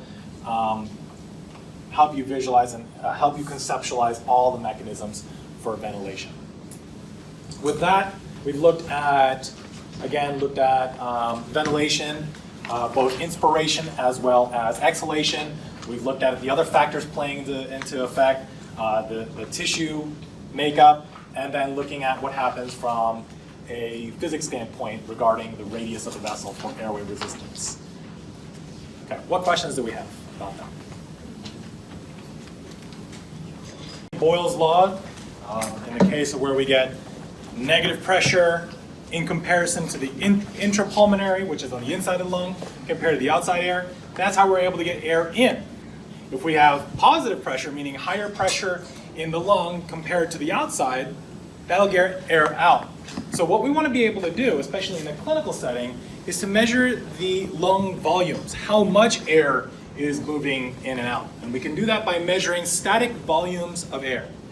And some of the old ways of looking at it, you can see if you take a look at around the room, you see those blue tubes or those blue canisters in the back. And tied to those blue canisters is a string that's attached to basically measuring the amount of air, or technically water, that you can displace. And these are the old school spirometers that are used, lung volume spirometers, where you get somebody that closes up their nose. They're going to exhale into this machine, and this will cause the pressure to increase, and the pressure increase will cause this piston to rise. And the amount of rising that's causing the piston will get recorded on a device that will basically be able to measure how much volumes of air are we able to inhale as well as exhale. In these spirometers, they would typically be used to exhale the amount of air out. So this helps us measure how much air is breathed out during different phases of breathing. So how do we measure our spirometry volumes? It's typically using these our spirometry volumes. And this plots out, the amount of air, of which you can see to our left will show you the milliliters, the number of milliliters of air, and from the top of our breath all the way down to the bottom of our breath. So these lung volumes can be easily explained. The first point which I'm going to point out is quiet breathing, which takes place around, in the volumes that you're seeing here are, again, just generic volumes that I'm using. These are actually going to be adjusted based on your height, your age, your height, your age, as well as your gender, and then your ethnicity. It's going to play a factor on how big your lungs are. And what we described as quiet breathing is this segment right here. And here you can see any movements upward is going to be inhalation, and any downward movement is going to be exhalation. So during quiet breathing, which you are all doing right now, all of that is being autonomically regulated, which we'll talk about autonomic regulation at the very end of this entire respiratory lecture. Tidal breathing is going to show you quiet inhalation, quiet exhalation, inhalation, exhalation. And we can measure that volume, which is about 500 milliliters of what's called tidal volume breathing. And why do we call it tidal volume? It's literally like the ebb and flow. It's the tide moving in and out. And that's exactly what we're doing with our lungs. Like I said, 75% of that breathing is due to the diaphragmatic motions, the movement, the contraction, as well as the relaxation of the diaphragm. And that's going to cause that 1 centimeter movement of that diaphragm is causing 500 milliliters of air to go in, and then that relaxation causes 500 mils of air to move out. That's called tidal volume breathing. Now, we're all doing that exercise right now where we're doing tidal volume breathing, but I want you guys to try this out with me. So what we're going to do, I'm going to guide you guys through normal breathing, which you guys are already doing now, and then I'll tell you at the top of your normal breath. At the top of your normal breath, what I want you guys to do is to breathe all the way to the very top. So whenever you're ready, the top of your normal breath, take a deep breath all the way to the very top. Okay? And go ahead, start breathing normally. Once you get to the very top, you've filled your lungs all the way. And typically in a clinical setting, you want them to breathe as much as they can until they fully expand their rib cage. Right at the very top is what we call total lung capacity. That's how much air your lungs can hold. And you filled it up to your maximum. From the top of your normal breath, which would be, and let me just change the color here because I don't like the color scheme. at the top of your normal quiet inhalation, I had you guys breathe all the way up to the very top. That section from here to here is your inspiratory reserve volume. So think of that as if this was your tidal inhalation, and then I said, okay, now that you've reached the very top of your normal inhalation, keep breathing all the way to the very top. This is what's tapping into your reserves. This is your ability to breathe all the way up to total lung capacity, also known as TLC. And when you see all these explanations that I'm doing, I've got that listed all out for you right here on the next slide over. So inspiratory reserve volume. Now, the ability for you to breathe from the bottom of your normal breath. I've just exhaled, and now at the bottom of a normal breath. So inspiratory reserve volume plus your inspiratory tidal volume breathing, that one inhalation here, that's your normal breath in, and then all the way up to your inspiratory reserve volume, up all the way up to TLC, is what's called our inspiratory capacity. It's your capacity to breathe in from the bottom of a normal breath. So one of the things of what we could do to figure out what inspiratory capacity is to take tidal volume plus your inspiratory reserve volume. That's everything from up here down up to the total lung capacity. Now at the bottom of your normal breathing, let's have you guys go again back into normal breathing, which I know you guys are already doing. At the very bottom of your normal breath, I want you to breathe and squeeze all the way out and squeeze your lungs completely. And once you get down to that very bottom, go back to normal breathing. So what have we done? We've tapped into what's called our expiratory reserve volume. It's from the bottom of a normal breath, and you squeeze all the way out, and you're going to squeeze out as much as you possibly can. And we've tapped into, like I said, our expiratory reserve volume. What's left over is not 0 milliliters of air. There's still some leftover air that's still residing in your lung. And what is that called? That's called the residual volume, RV. And that's what prevents, the leftover air is what prevents the airways from fully collapsing. You've squeezed everything out, you've compressed as much as you can. This is going to be reflective, and which we'll talk a little bit later. Residual volume is going to be reflective of how much air is left over in the conducting zone. Because we can't really squeeze everything out. I can empty out my alveoli, but I can't squeeze the trachea, I can't squeeze our bronchioles. Some of that air is left over, and this is again called our residual volume. Now, from the very bottom of your breath, all the way up to the very top of your breath, when you're at TLC, is what is called our vital capacity, VC. And VC, which we define on the next slide over, all the air that can be exhaled after a maximum inspiration. So the way of measuring this is to get somebody to breathe all the way in, all the way to the very top, and exhale as much as they possibly can. And that vital capacity is usable airspace. It's the capacity that's vital to life. And so if we were to take vital capacity and add the functional, or add the residual volume, that's going to equate to our total lung capacity. So with this piece right here, residual volume, there's no real way of being able to measure that with any of these machines. There is a machine that you can actually use called a body plethysmography. It's basically a chamber. It's a telephone booth looking thing that you go into, and it locks you into this chamber, and they have you do some normal breaths. And once they get you down to the bottom of a normal breath, they lock the chambers, they lock all the pressures, and they have you kind of mimic some diaphragmatic breathing, and that's going to cause minute changes in pressure in the lung, which will also cause some minute changes in the chamber, and from that, due to Boyle's law, we can infer how much air is left over at the bottom of a normal breath, which will give us the number for our functional residual capacity. And the functional residual capacity basically comes down to, and this is at the bottom of your normal breath, your FRC is a combination of your expiratory reserve volume as well as your residual volume. It's the volume of air that's left over at the bottom of normal breathing. Okay? That's normal passive exhalation. Okay? Any questions on this? Yes, Pamela. Inspiratory capacity was the tidal volume plus the what? Inspiratory reserve volume, IRV plus the tidal volume. IRV plus the tidal volume. Yeah, so tidal volume is normal breathing, and the inspiratory reserve volume is what you breathe in after you've taken a normal breath. Okay, so that is your capacity to inspire.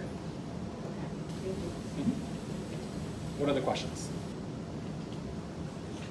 So with that is our volume. So this is the ability to give us normal volumes. And like I mentioned earlier, the easiest way to remember this is think about your normal breathing and then think about your reserves. And from that, you'll be able to kind of deduce all the other ones. Vital capacity, total lung capacity should be fairly easy. Inspiratory capacity, look at the name and they should be easy to explain. The other one I just wanted to explain for you is functional residual capacity, which can throw off some people sometimes. Do we need to remember all the number?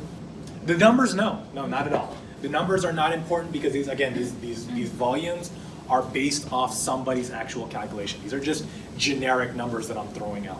Okay. Thank you. So typically these would be things off, they use just a standard measure, some 75 kilogram male, and these would typically be the average measurements from them. But there's a lot of variation on the size of somebody, the genetic makeup, height, etc. So with that, we've talked about static volumes. Again, that's the volume of air that we were able to move in and out. And again, we'll be doing that on Thursday during our labs. Now, what we're going to be looking at is ventilation measurement. While earlier we were able to measure the amount of air, this doesn't necessarily tell us the speed, or not really the speed, but the volume of air in a given amount of time. So we want to start looking at this dynamically. How much volume of air can we get in when we account for time? Okay. So when I say do normal tidal volume breathing, I didn't say breathe at 20 breaths per minute or 15 breaths per minute. What we want to take a look at in ventilation is accounting for that static volume over time. So that equates to the rate of air movement. In other words, how fast am I moving that accordion to get air in and out? And the way we measure ventilation is the liters of air per minute. Okay? So how we measure ventilation is to look at the volume of air, right? The volume in terms of liters per breath, times the respiratory rate, how many times you breathe per minute. So if I were to take a look at my last slide shows me tidal volume. If I'm going to be measuring your ventilation, the amount of air that you're breathing per minute, also known as minute ventilation, I want to know how much are you breathing during quiet breathing, times that by the number of breaths that take place in a minute. So how does this work out? Liters per breath times breaths per minute. Cancel out the breaths, and you get the amount of air in liters per minute. This equation should look like something that you saw earlier. Very similar to cardiac output, where cardiac output was the amount of blood per beat, and then how many beats per minute, where volume would be similar to that of your stroke volume, and the respiratory rate would be similar to that of your heart rate. So in essence, minute ventilation, which you see down below, minute ventilation is your tidal volume times your respiratory rate. And again, that comes out to how much air is moving in through the lungs per minute. As I mentioned earlier, the amount of air that's left over in the conducting zone is about 30% of normal quiet breathing. The other 70% makes its way to the respiratory zone. So during normal quiet breathing, about 30% of about 500 milliliters of tidal volume breathing.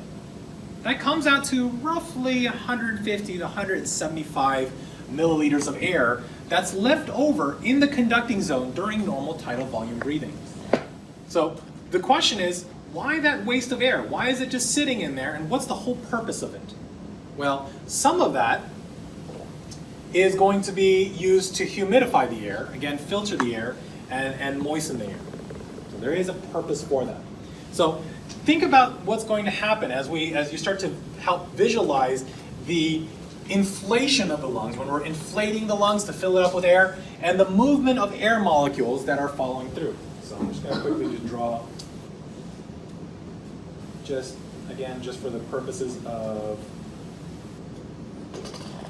demonstration.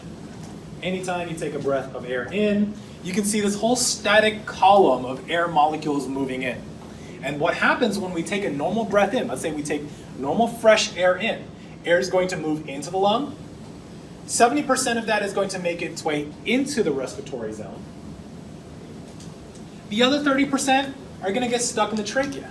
So when somebody takes fresh air in, we would expect all this air to be the same composition of that of outside air. It's fresh air that gets trapped in the airways. And when somebody exhales the air out, they're going to be able to push some of that air being fresh air, and once you completely empty the lungs out, now you've got all that fresh air out, you're going to continually push old air out. And at the very end of your exhalation, about 150 to 175 mils of old stale air is going to sit in your lungs, or sit in your conducting zone. And then when you switch and take a breath back in, you're rebreathing some of that old air back in. And I'll talk about that in the next slide over. So before we get into that, let me just kind of continue on with that concept, with the whole string of air molecules that I'm showing. On the next slide over, we've talked about ventilation, of which 70% makes its way into the respiratory zone to participate in external respiration. The other 30% remains in the conducting zone within the airways and does not actually participate in gas exchange. So with that, we want to be able to measure ventilation and perfusion. So ventilation, we know about 70% makes its way to the respiratory zone. 100% should be perfusion. Again, blood flow. This represents, ventilation represents the movement of air. Perfusion represents the movement of blood. And as I mentioned in the beginning of class, we want to make sure that the amount of blood flow through is optimal for that of well-ventilated alveoli.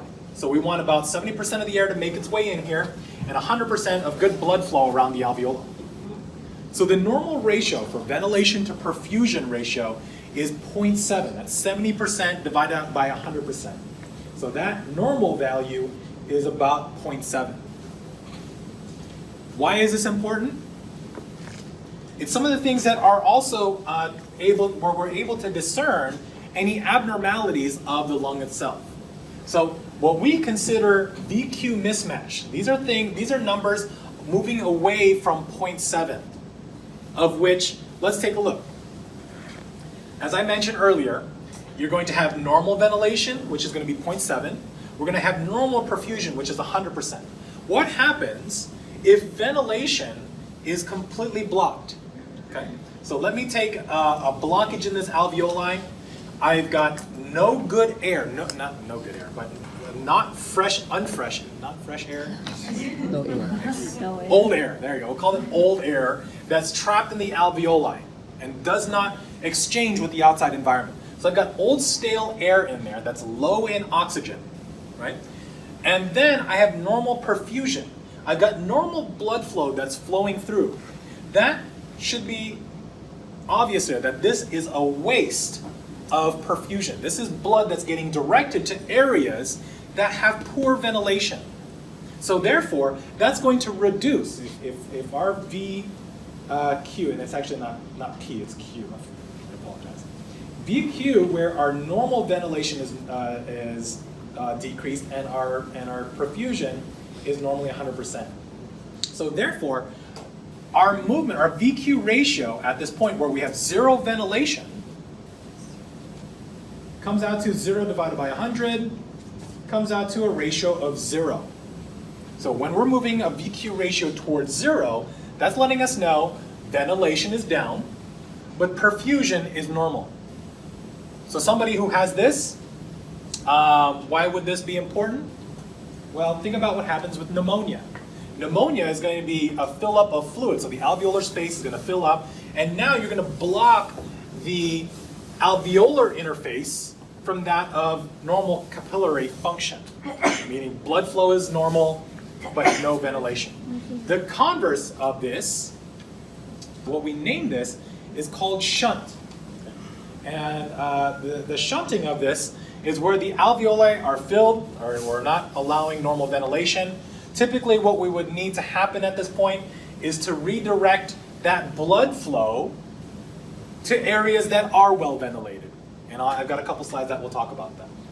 Now, the opposite of this is where I get normal ventilation. Take this alveoli, and I can get normal air movement. I got normal ventilation in the alveoli, but I've got no perfusion, meaning blood flow is decreased around the alveoli. So in this case, I have I have ventilation at about 70%, which is normal, and perfusion would be 0%. So anything, a number divided by 0 is undefined, about infinity.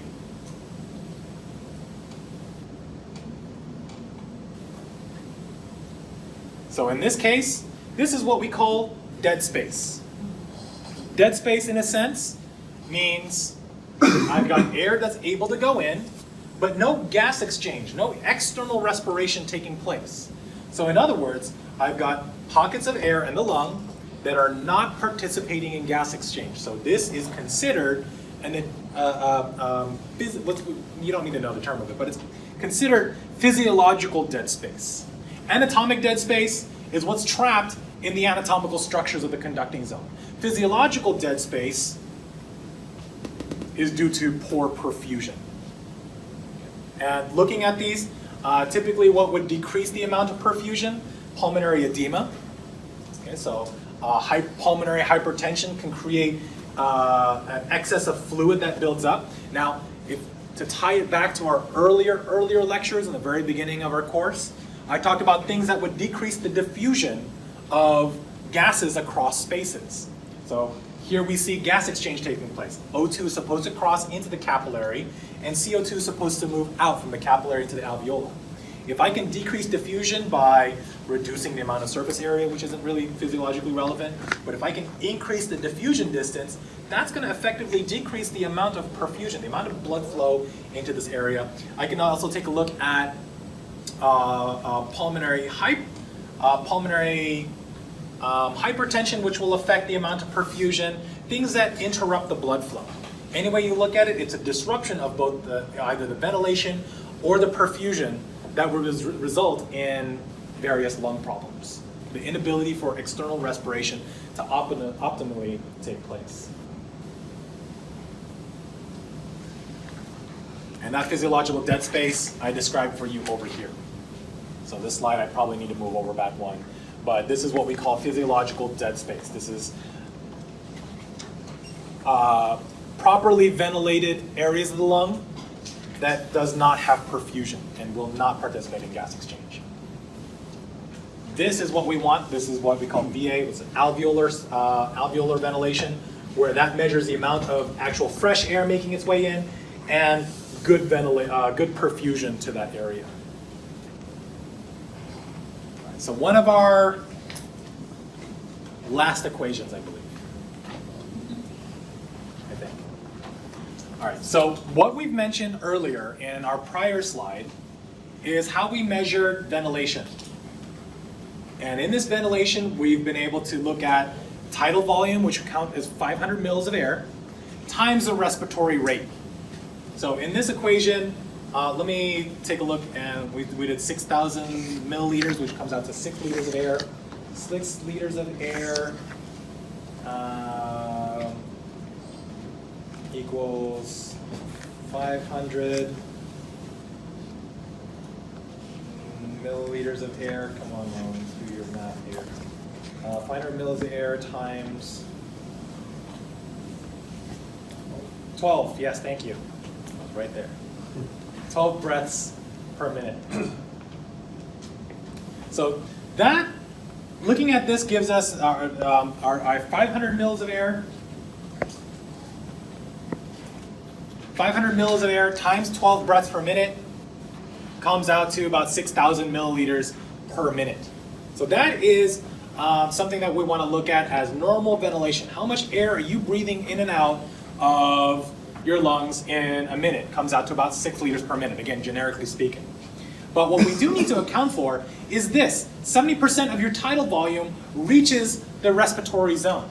So what I need to account for is how much of that air, of that minute ventilation, is making its way into the alveoli.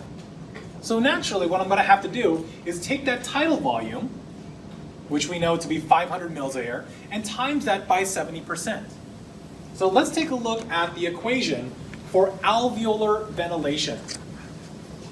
And alveolar ventilation does exactly that. The last equation was what? The last one? That was minute ventilation. So minute ventilation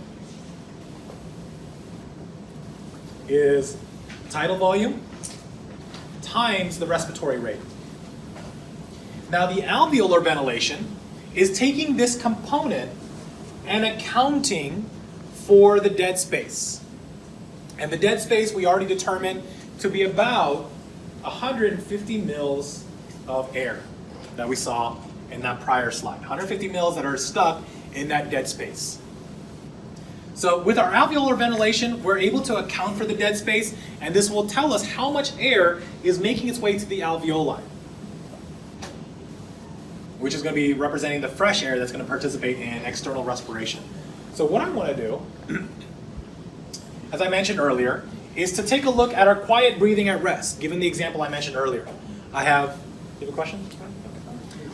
Tidal volume of 500 milliliters of air per breath, times the respiratory rate of 12 breaths per minute, and accounting for the dead space volume, all I'm doing is doing 500 minus the 150, comes out to 350, times the respiratory rate of 12.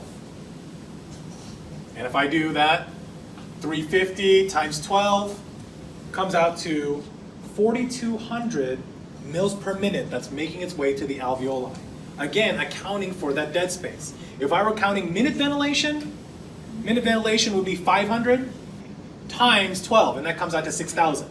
So if you do 4,200 divided by 6,000, that should come out to 70%, right? So there we go, 70% making its way to alveolar ventilation. Now let's take a look at the other breathing patterns that could play a role on alveolar ventilation. And let's take somebody who does deep, slow breathing.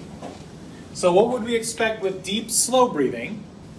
We should see an increase in their tidal volume and a decrease in their respiratory rate. So we're going to adjust their respiratory rate to 5 breaths per minute and their tidal volume to 1,200. So now I'm going to do 1,200 minus 150, which is going to be 1,050, times that by 5. And that comes out to 5,250 mils of air per minute that's making its way to the alveoli. Now let's do the other way. It's going to take somebody who's going to take some shallow breaths, but really rapid breathing. So we're going to expect a decrease in the tidal volume and an increase in the respiratory rate. So that's somebody that's breathing like this. Now take that at a tidal volume of 150 mils of air. 150 minus the dead space of 150 times 40 breaths per minute. And that comes out to 0 mils of air, alveolar ventilation. So this should explain what we need to do when they tell you, take a deep breath in, slow your breath down. That's going to increase your alveolar ventilation, which is going to essentially bring in more fresh air into the alveoli. So it's more effective to take deep, slow breathing. In other words, increase your tidal volume and reduce your respiratory rate, than it is to hyperventilate with small tidal volumes. Because imagine what you're doing in that case of 150. All you're doing is taking that 150, it's going back and forth between the anatomic dead zone, and eventually you're just going to run out of O2 that was originally in that sample of air in your lungs. Is that the reason why you write shallow fluid and fit right in? Exactly, because what's happening is it's hypoxic. Technically what's happening is you're also hypercapnic, meaning you have high CO2 and low O2. And eventually, when you get low O2, your partial pressure of O2 drops, and you're not getting as much air, or you're not getting not as much oxygen into the brain tissue. And this doesn't apply to dogs, because I know dogs have like that. They can, but there's still an autonomic regulation. We still have a way to, like for example, if I told you to constantly do that very shallow breathing, eventually your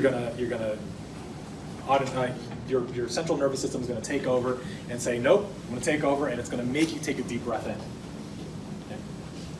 So you might have heard the whole concept of yawning. I don't want to go too much into that because I haven't really looked at the physiology behind yawning, but it's one way to take a long, deep breath in that's going to exceed that of tidal volume and be able to get fresh air into the alveoli. What's that? Oh, sorry.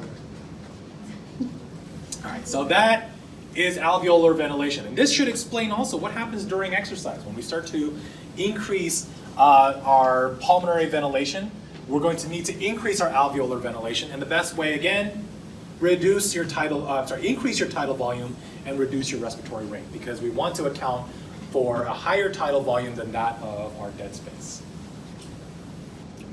With that, what questions do we have? We're gonna need to know all of these for the test, right? It's an equation. Good questions. But really, if you were to look at it, it's not that complicated. Minute ventilation, again, is breaths per minute times the amount of air. All this alveolar ventilation, all it does is it just accounts for that 150 mils of dead space. So subtract that from your tidal volume, times that by your respiratory rate, and you should be able to see. As long as you remember 0.7, I think you're almost there. All right. So without any further questions, let's move into gas exchange.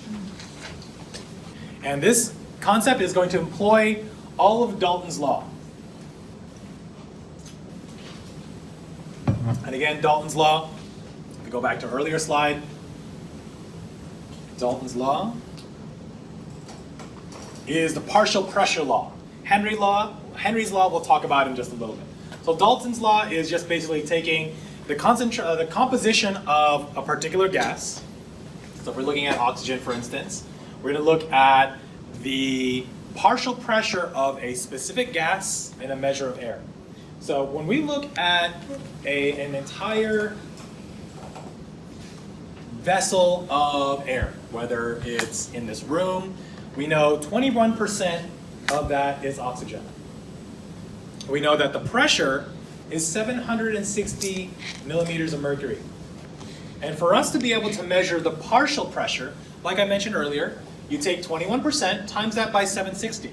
And your partial pressure for O2 comes out to 160 millimeters of mercury. Okay, and that's our equation down over here. If I were to measure the partial pressure of CO2, the partial pressure or the composition is 0.04%.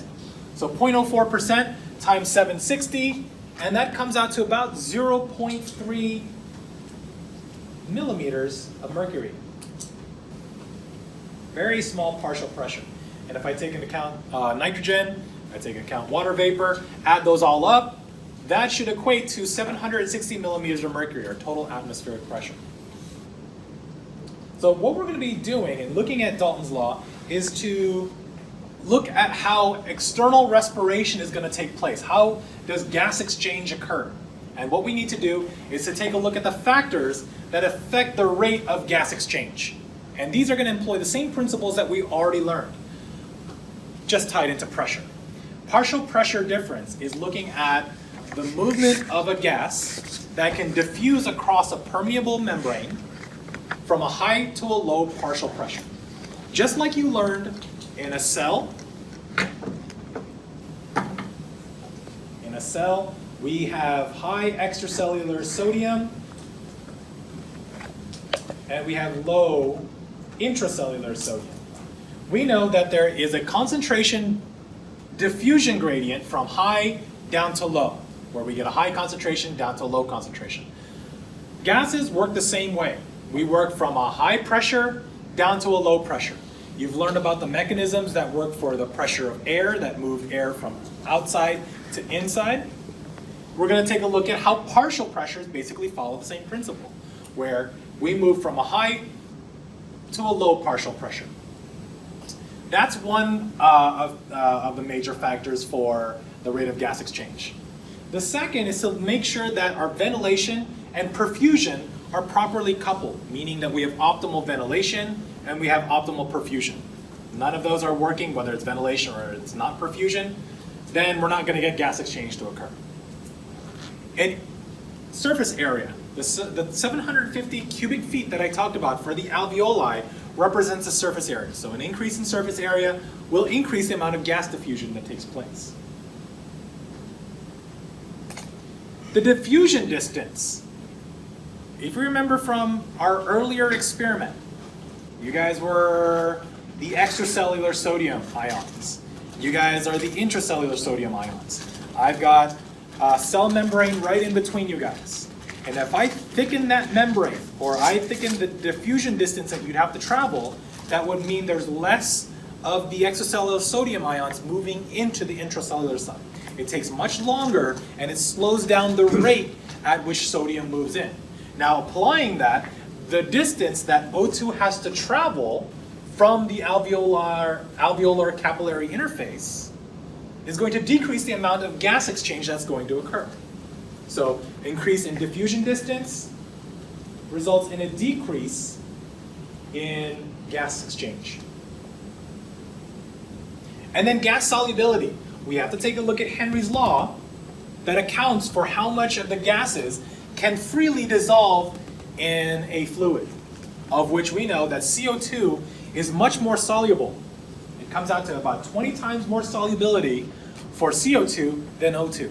Hence why we see more carbonated drinks with carbon dioxide than we see oxygenated drinks. So with that, we're going to start to see our partial pressures. And one thing I want to do on here is to note in the alveoli, notice that the partial pressure is 100, while the partial pressure of CO2 is 40. And what I'm going to do is just kind of continue this example and draw it out over here, where this is going to be external air, where we measured our PO2, our partial pressure, to be 160 millimeters of mercury, and our PCO2 to be 0.3 millimeters of mercury. And as I mentioned earlier, due to that dead space, that PO2, which is fresh air, noting to be 160, by the time it makes its way into the lung where it's rebreathed, it's going to be down to about 100, and CO2 levels are going to rise from 0.3 in external down to a PCO2 of 40. So 100 for our fresh oxygenated, and 40 for our CO2 in oxygenated air. Now, what we're looking at here is the direction, in our slide on the image on the bottom right, is looking at the partial pressure movement.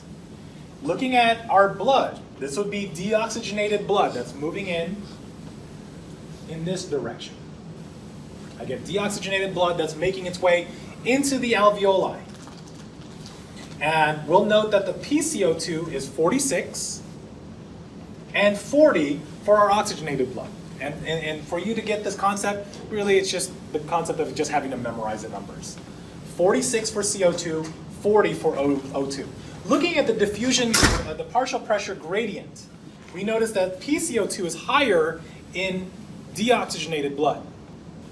So it's 46 in capillary, it's 40 in the alveoli. The direction of CO2 movement would be out of the capillary and into the alveoli. Now, the converse of looking at what happens with O2, it's higher. We've got 100 partial pressure of O2 partial pressure of oxygen at 100 millimeters of mercury, where it's 40 in the deoxygenated blood.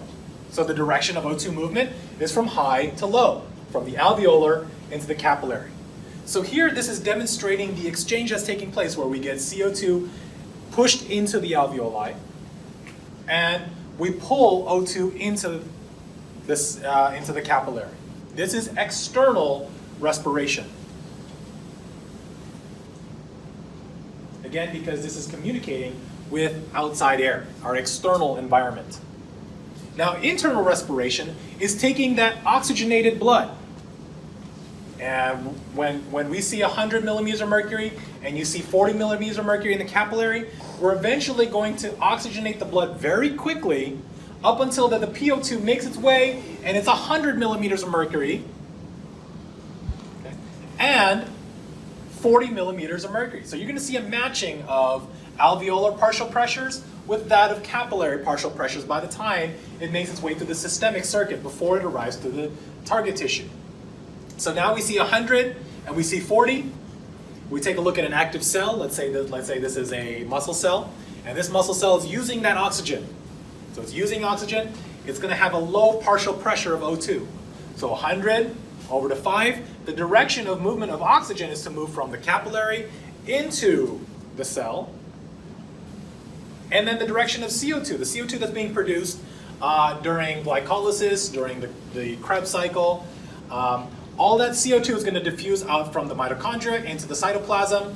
CO2 is going to now diffuse out into interstitial fluid into the capillary. So this gas exchange where O2 is moving in and CO2 moving out on the tissue layer is called internal respiration. And here you can see, now we're able to extract some oxygen from that, and we're going to turn it back through, switching back to external respiration once we make our way back to the lung. What questions do we have about that concept? We'll be able to see that in this slide over. Not much more complex, it's just drawing it out a little bit more widely. So now that we've talked about the partial pressure gradient, let's take a look at the mechanics in external respiration. And looking at the partial pressures that take place within the alveoli and the capillary. So as I mentioned, that partial pressure gradient for O2 is moving from 100 down to 40 of that in deoxygenated blood. Why does the pressure decrease? Is it because of distance? No, that's just the oxygenated blood. Take a look at the, let me jump to a later slide. This slide right here shows you the partial pressure of O2 in oxygenated blood. By the time it makes its way and it passes through the tissue, by the time it pulls out, it's able to pull that oxygen into the cell, which is going to reduce the amount of oxygen in the capillary. So that by the time we make it back to deoxygenated blood, our PO2 is about 40 millimeters of mercury. So in essence, to answer your question, we're pulling, in deoxygenated blood, we're pulling oxygen away, and we're going to replenish that in external respiration, meaning we're going to replenish that back in the alveoli. So while we have 100 millimeters of mercury of oxygen in the alveoli, we've got a partial pressure of 40 in the capillary, oxygen is going to diffuse across. And that O2, here you can see that on our slide below, that partial pressure is about 40 of deoxygenated blood. Here you can see in blue. And we're going to equilibrate to bring that blood all the way back up to a PO2 of 100. And how long does that take? From this point to this point is going to be the travel time for a red blood cell to make its way from the arterial side of the capillary bed to the venous side of the capillary bed. Here you're going to see the start, the arterial side to the venous side. The time it takes is about 3/4 of a second to make its way from here all the way to the very end. That means that the equilibration takes place within the first third of its transit time through the capillary bed. You watch from 40, and we equilibrate back up to 100. And that's that second point right there. Now carbon dioxide moves in the exact opposite direction, where we're pulling CO2 from the capillary of deoxygenated blood and pulling that into the alveoli, where the partial pressure difference is 46 to 40, much less than that of 140 for oxygen. And again, employing Henry's law, where we can easily pull more CO2 out of that with a lower partial pressure gradient. So, in effect, what I'm trying to describe is that when we move from the arterial side to the venous side, we're going to pull oxygen from the alveoli to bring it up to 100, and that is going to represent a PO2 of 100 is going to represent our oxygenated blood. This is oxygenated. This is deoxygenated. And our partial pressures are ranging at rest from 40 to 100. Does that make sense? Okay. I would stress that you guys get acquainted with this, because we're going to be looking at, and I realize now I will save the oxygen saturation. You'll be looking at the oxygen saturation curve. We're looking at a PO2 of 100 and a PO2 of 40. And we're going to start to look at the effects of not just oxygen, but looking at the effects of CO2, heat, and the effect of hydrogen ions, and how that's going to affect our hydrogen saturation curve. So in order for this to make sense on Thursday, you got to have a good concept of all this right here. Okay, the partial pressure ranges from 100 down to 40. And how that's going to affect our hemoglobin unloading oxygen. So with that disclaimer, what questions do we have? Feel free to ask me when we start on Thursday.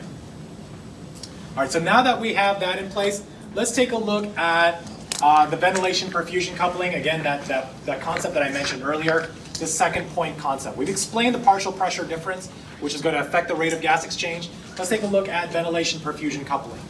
And this is all related to autoregulation. This is the first slide that I started off with that talks about what happens in hypoxic, low oxygen, or hypercapnic, high CO2. And in alveoli, where we get reduced alveolar ventilation, again, somebody who's doing very high respiratory rate, low tidal volume breathing. Somebody that's doing that is going to get hypoxic, meaning bringing the PO2 in the alveoli to, we're lowering the partial pressure of oxygen in the alveoli. At the same time, raising the partial pressure of CO2. What happens with the perfusion that takes place is that the pulmonary arterioles are going to cause constriction. So we see constriction in the precapillary sphincters that's going to reduce the amount of blood flow. So in effect, what I'm doing here is reducing the blood flow to areas that are hypoxic or hypercapnic. And that should make sense. I want to reduce the amount of blood flow because this is going to be wasted perfusion. This is blood flow to an area that's not going to be participating in gas exchange. So I want to redirect that blood flow to the other healthier areas.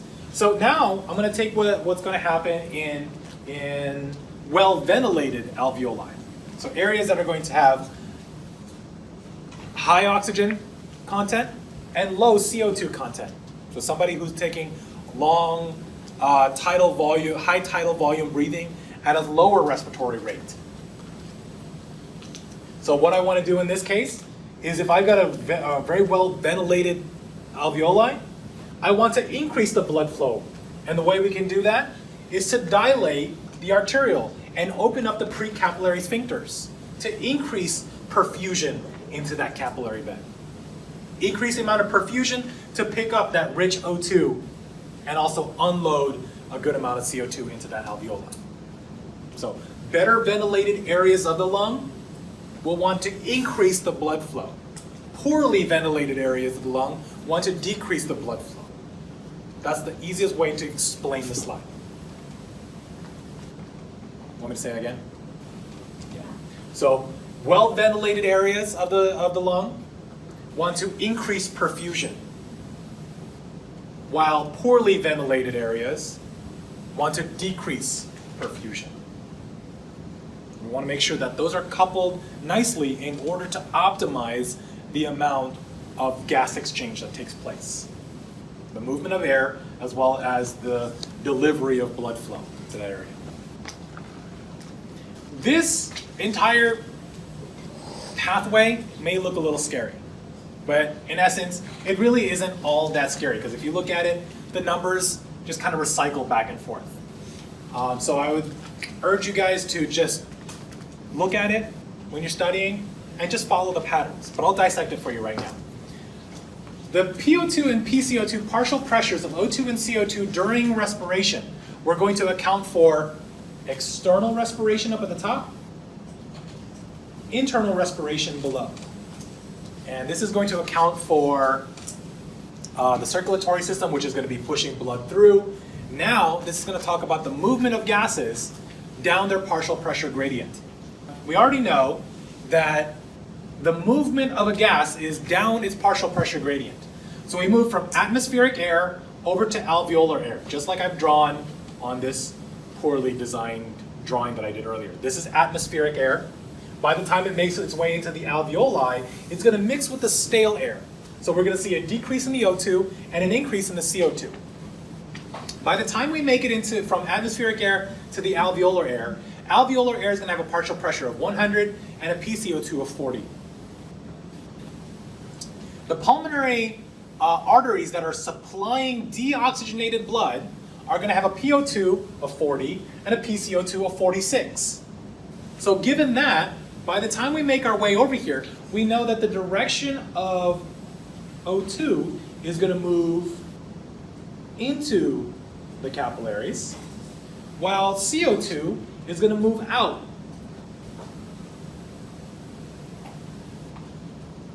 From 100 down to 40. So right here should be a PO2 of 40 and a PCO2 of 46. And they're just going to move down the respective gradient representing external respiration.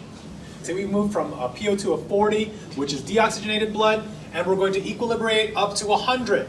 Just like we mentioned on this slide, we're going to go from 40 all the way up to 100. By the time we make it to about a third of the way, we're going to be fully oxygenated and we'll be matching that of alveolar PO2. So a PO2 of 100 and a PCO2 of 40. And that's going to be pushing all the way down the arteries, through the systemic circuit, through the arteries, and those systemic arteries are carrying oxygenated blood at 140. By the time we make it over to our cells are going to be hypoxic, meaning they're using that O2 and they're pushing out that CO2. So naturally, the PO2 is going to be 40 and the PCO2 is 46. So the direction of oxygen is to move into the cell, and CO2 is going to move down its gradient from 46 to 40. That's internal respiration. Once we get over there, it's going to be the reverse. PO2 of 100, by the time we make it about a third of the way, PO2 is going to be about 40, and the PCO2 is 46. Again, because of our high PCO2 in the tissue, we're going to get that unloading of CO2 into the capillaries, and the capillary is going to pick up that excess CO2 to make its way back over to the lungs, where it's going to, again, push out CO2 and pull O2 from the alveoli. So that whole circuit just goes back and around. It just illustrates the entire pathway that we learned. Everything from the systemic circuit, from the left atrium to the left ventricle out through the arteries, through the capillaries to the veins, back to the right atrium to right ventricle, through the pulmonary arteries, back over to the pulmonary capillaries to participate in external respiration. And we just go hand in hand to exchange O2, CO2 up in the lungs and exchange O2, CO2 on the tissues. So the systemic has higher pressure because it goes to the body, that's why the values are bigger? Yeah, at this point? Yeah. Yes. And then It matches that of alveolar. And then the deoxygenated, it's lower, right? Because it's going back to the pulmonary. Yeah, this is returning back because it was able to exchange with the tissues. That's And why now it's you've lower, got, right? yep, this is basically your leftover O2 and your excess CO2. The values never change. Hmm? The values never change. They do actually. This is at rest. So what I'm illustrating right now is just a simple idea of what's happening. So think about it this way. Your oxygenated blood is carrying a good amount of oxygen. You're supplying that oxygen to the tissues. Whatever is left over is going to make its way back, returning into through the pulmonary circuit and picking up the remaining oxygen. It's going to top off back over here, and it's going to make its way over. So the entire circulatory system is just picking up, topping off O2 up in the lungs, and it's going to unload that O2 back where it's needed. So what happens if you have tissues that are using more oxygen? We expect the partial pressure of O2 to be drastically lower. So let's say we bring a PO2 of 20, and the PCO2 will be about 50. That's going to increase the partial pressure difference from the systemic arteries at 100 to that of 20. So now I've increased that gradient. That means I'm going to have more oxygen unloaded into the tissue, and my partial pressure of O2 leaving is going to be about 20, and then I'm going to increase the partial pressure gradient taking place in external respiration. So this is our way of picking up more O2 and unloading excess CO2 when needed by increasing the partial pressure gradients. What questions do we have about that? So think about that concept of our circulatory system unloading O2 and topping off in the lungs. That's exactly what we're going to be talking about when we look at hemoglobin unloading. So with that, what I'm going to leave you guys with is how we are able to transport. We've been talking about the partial pressure of O2 and CO2. Now, we're going to now talk about in the next slides how we carry that O2 and CO2 and how that's going to tie in on a cellular level, even down to the molecular level with our molecule hemoglobin. As I mentioned, hemoglobin is one of our quiz questions. Hemoglobin is the protein that carries oxygen within the red blood cells. And here's our big red blood cell. We've got 250 million hemoglobin molecules in this red blood cell. So the purpose of our hemoglobin is to carry oxygen as well as carry CO2. And it just depends on what we have more of. And that's the vague concept I'm going to leave you with that will segue into what we talk about on Thursday. In oxygen-rich environments, hemoglobin will pick up oxygen. In carbon dioxide-rich areas, it's more likely going to bind to carbon dioxide than it is oxygen. So, in effect, hemoglobin, our oxygen and carbon dioxide compete for hemoglobin, whoever we have more of, whether it's more oxygen or more carbon dioxide. Right now I'm just talking about our oxygen, where in oxygen, out of all the 100% of oxygen that we can carry in our circulatory system, 1.5% of that is dissolved in gas form. And that's just dissolved right there in the plasma. The other 98.5%, since we have low solubility of oxygen in the blood itself, 98.5% has to actually be carried by hemoglobin. When hemoglobin binds to oxygen, we call that oxyhemoglobin, or represented by HbO2. So the way that works, in the alveola, we have high O2, and it moves down to the partial pressure gradient of 100, down into the interstitial fluid. Through the interstitial fluid, it's going to diffuse across the capillary wall, through the endothelium, into the plasma, of which 1.5% will be dissolved in the plasma. The remaining is going to get picked up and diffuse into the red blood cell, where hemoglobin, which is initially bound to a hydrogen atom, is going to kick off that hydrogen atom and bind to the oxygen molecule. So naturally you're going to ask, well, what do we do about that hydrogen ion? What's going to happen with that? That's going to play another role in just a little bit. Okay? So we kick off a hydrogen ion. Hemoglobin is now called oxyhemoglobin because it's picked up that O2. So as it picks up O2, it's going to continually pick it up from the plasma, and then whatever's left, about 1.5% of that is freely dissolved.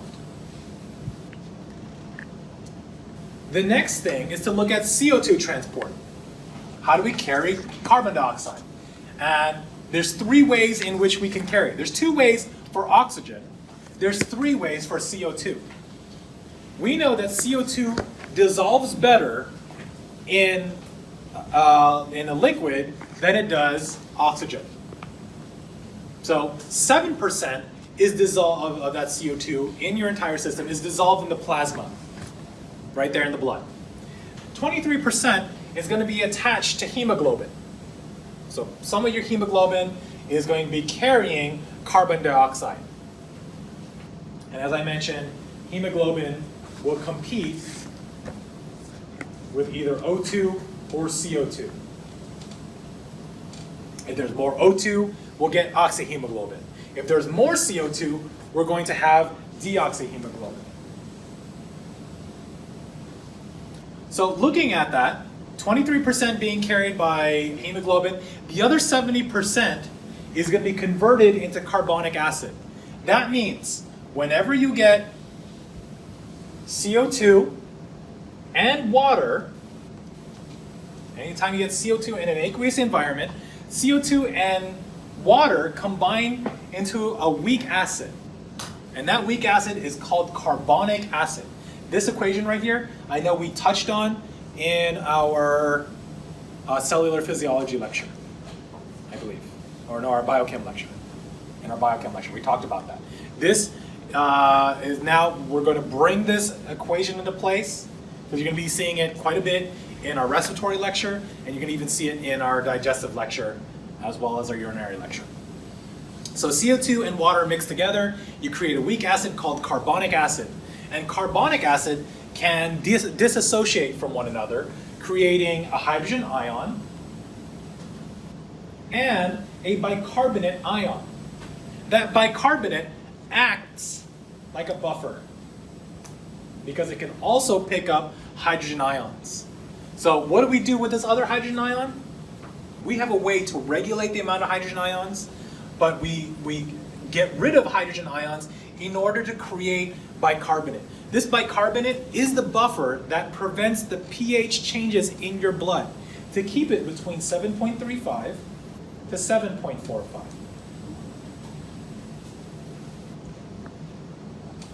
So with that bicarbonate that's going to be used, we're carrying that CO2, that excess CO2 that we're carrying, we use that as a buffer. So it's a way to nicely conserve that CO2 and give it a purpose other than just some metabolic byproduct that we're trying to get rid of. It's one of the real intricate designs of the human body. So with that, that's where our CO2 comes into play. We'll talk about how that plays a role in unloading of O2 with the competing CO2. The last slide I want to leave you guys with is a bicarbonate buffer. So how do we create this bicarbonate buffer? Our CO2 and H2O, again, when we increase our respiratory rate or decrease our respiratory rate, is how we account for the amount of CO2 in our blood. The CO2 that gets dissolved in water will create that carbonic acid. That carbonic acid will again dissociate into a hydrogen ion, where we can either remove it or we can add it if we need to. We've got other buffer systems like the kidneys that will be able to eliminate those hydrogen ions. That buffer, that HCO3, it becomes part of our bicarbonate reserve. So in the cases where during cellular respiration, you don't have enough oxygen to supply to your muscle tissue, because we don't supply enough oxygen, we're going to start creating that pyruvic acid into lactic acid. That lactic acid is going to have a hydrogen ion that's attached to it that can eventually make its way into the capillary and effectively reduce the pH of the blood with the introduction of those hydrogen ions. We want to keep that blood between 7.35 to 7.45. Otherwise, we start to denature some enzymes. We start to cause a whole host of things. So that bicarbonate that comes back out will come in and buffer those hydrogen ions. Because if we get hydrogen ions that come in, those two bind together, HCO3 and hydrogen ion, those buffer together to create carbonic acid. Carbonic acid can dissociate back to CO2 and H2O, and then we can increase our respiratory rate to get rid of CO2. So in essence, that's what you're doing when you are doing some form of exercise, or let's say you're running to your car after you're done with lecture. When you're in your car and you notice that you're breathing a little bit heavier, you're increasing your respiratory rate and also effectively increasing your tidal volume to blow off that excess CO2. Because that CO2 that came in is not only picked up, going to be sent over for external respiration to exchange that oxygen, exchange that CO2 for oxygen, but that excess CO2 is also helping buffer the hydrogen ions that are present in your blood as a response to anaerobic metabolism. Now that we understand the mechanism, let's, at least we're starting to get into the mechanism, let's take a look at how oxygen loading takes place. This is the entire premise of oxygen saturation. If you're doing O2 sats in your clinic, this is basically what you're doing. We're looking at hemoglobin, and hemoglobin has 4 subunits, 2 of which are identical. We've got 2 alpha, 2 beta, but there's 4 spots that oxygen can bind to, and it binds to each subunit due to that iron molecule in each one of the subunits. And as hemoglobin binds, you can see that it can bind up to 4 oxygen molecules. At each point, you can see the amount of saturation that takes place. How saturated is are each of these hemoglobin molecules? Here we have 1 out of 4 spots taken, so we can safely say that this molecule is 25% saturated. Here we have 50%, 75%, and 100% saturated. Now, what this represents, when we look at all of the hemoglobin molecules, we're basically taking an average of all the hemoglobin molecules and seeing what percent saturation are there. Because if you're wondering, well, what happens when I see an oxygen saturation? Let me first explain what an oxygen saturation is. That's how you're accounting for all your hemoglobin molecules, how much of them are saturated with O2. As I mentioned, each can carry 4. Your normal oxygen saturation is about, not normally 100%, although you can see 100%, 95 to about 98%. With that, what does that mean exactly? So if we see, for instance, you see somebody with an O2 sat of 87.5, how do we get in between 75 and 100? Well, that means half of your hemoglobin is 75% saturated, and the other half is 100% saturated. And you take it right in between, that's about 87.5. So again, just kind of an average of all of those. It gives a good rough estimate of how saturated your hemoglobin is. And how do they actually measure it? Well, basically you use an O2 saturation machine. It's a fairly easy machine. It just shoots a little infrared beam and bounces right back into the machine, and the machine can read how bright that infrared meter is shining right back in. And that gives us an indirect measure of your hemoglobin saturation. That infrared actually absorbs, the red blood cells will actually absorb some of that infrared light if it's not bound to hemoglobin, and all it does, it gives us a good measure. So from that, now that we know how oxygen saturation works, we know how it takes an average of all your hemoglobin, just all that blood that's running through, we can see how much light is absorbed and therefore infer what your oxygen saturation is. Now we want to get into how those 4 oxygen molecules bind to the hemoglobin. Now with that, we want to understand how our oxygen molecules bind to that hemoglobin molecule. It's not like one just binds on, and the second one binds on, the third, and then the fourth just bind whenever they feel like it. Our hemoglobin molecules exhibit what's called cooperativity, meaning that when the first oxygen molecule binds, then the second one can bind. Then once the second one binds, then the third one's more likely to bind. Then once we get to the fourth, it holds on to it even stronger. Okay? So if I can kind of use a loose analogy, it's like you have a bunch of friends that are going someplace, everybody wants to kind of drive separately, but you get that one friend you get that one person that kind of wants to drive people. Nobody really wants to get in somebody else's car until that second person says, yeah, you know what, all right, I'll jump in your car. Once that second person jumps in your car, then you get other people like, you know what? Well, since now there's 2 people, let me jump in. Then the third and the fourth, and everybody kind of hops on. But essentially, there's this affinity that hemoglobin has. Once an oxygen molecule binds, then the second oxygen molecule binds, they hold on fairly tightly. And what are they holding on fairly tightly to? The changing PO2 that takes place. And we saw where that range takes place, and we'll be able to see that on the next couple slides on how that relates. So with that in mind, we want to take a look at the oxygen hemoglobin saturation curve. How strongly does oxygen bind to hemoglobin given the range of PO2? And the range that we already saw, the PO2 is here on our x-axis. It goes all the way from 0 all the way out to 100. And the ones that we talked about where we saw PO2 of 100, we saw this in the lungs. Where we see a PO2 of 40, typically we would see that in the systemic capillaries, just like we saw on this prior slide. A PO2 of 40. So this we could safely say is about deoxygenated blood. And I don't like using that term deoxygenated simply because our blood at that point in time is not really truly 100% deoxygenated. So we'll just call this muscle. Now looking at this, you'll see that our y-axis represents our hemoglobin saturation. So the points that we know where hemoglobin saturation, which we talked about, is 100%, 75%, 50%, and then 25%. This 25 represents 1 oxygen molecule binding, 2, 3, and then all 4 oxygen molecules bound to that hemoglobin.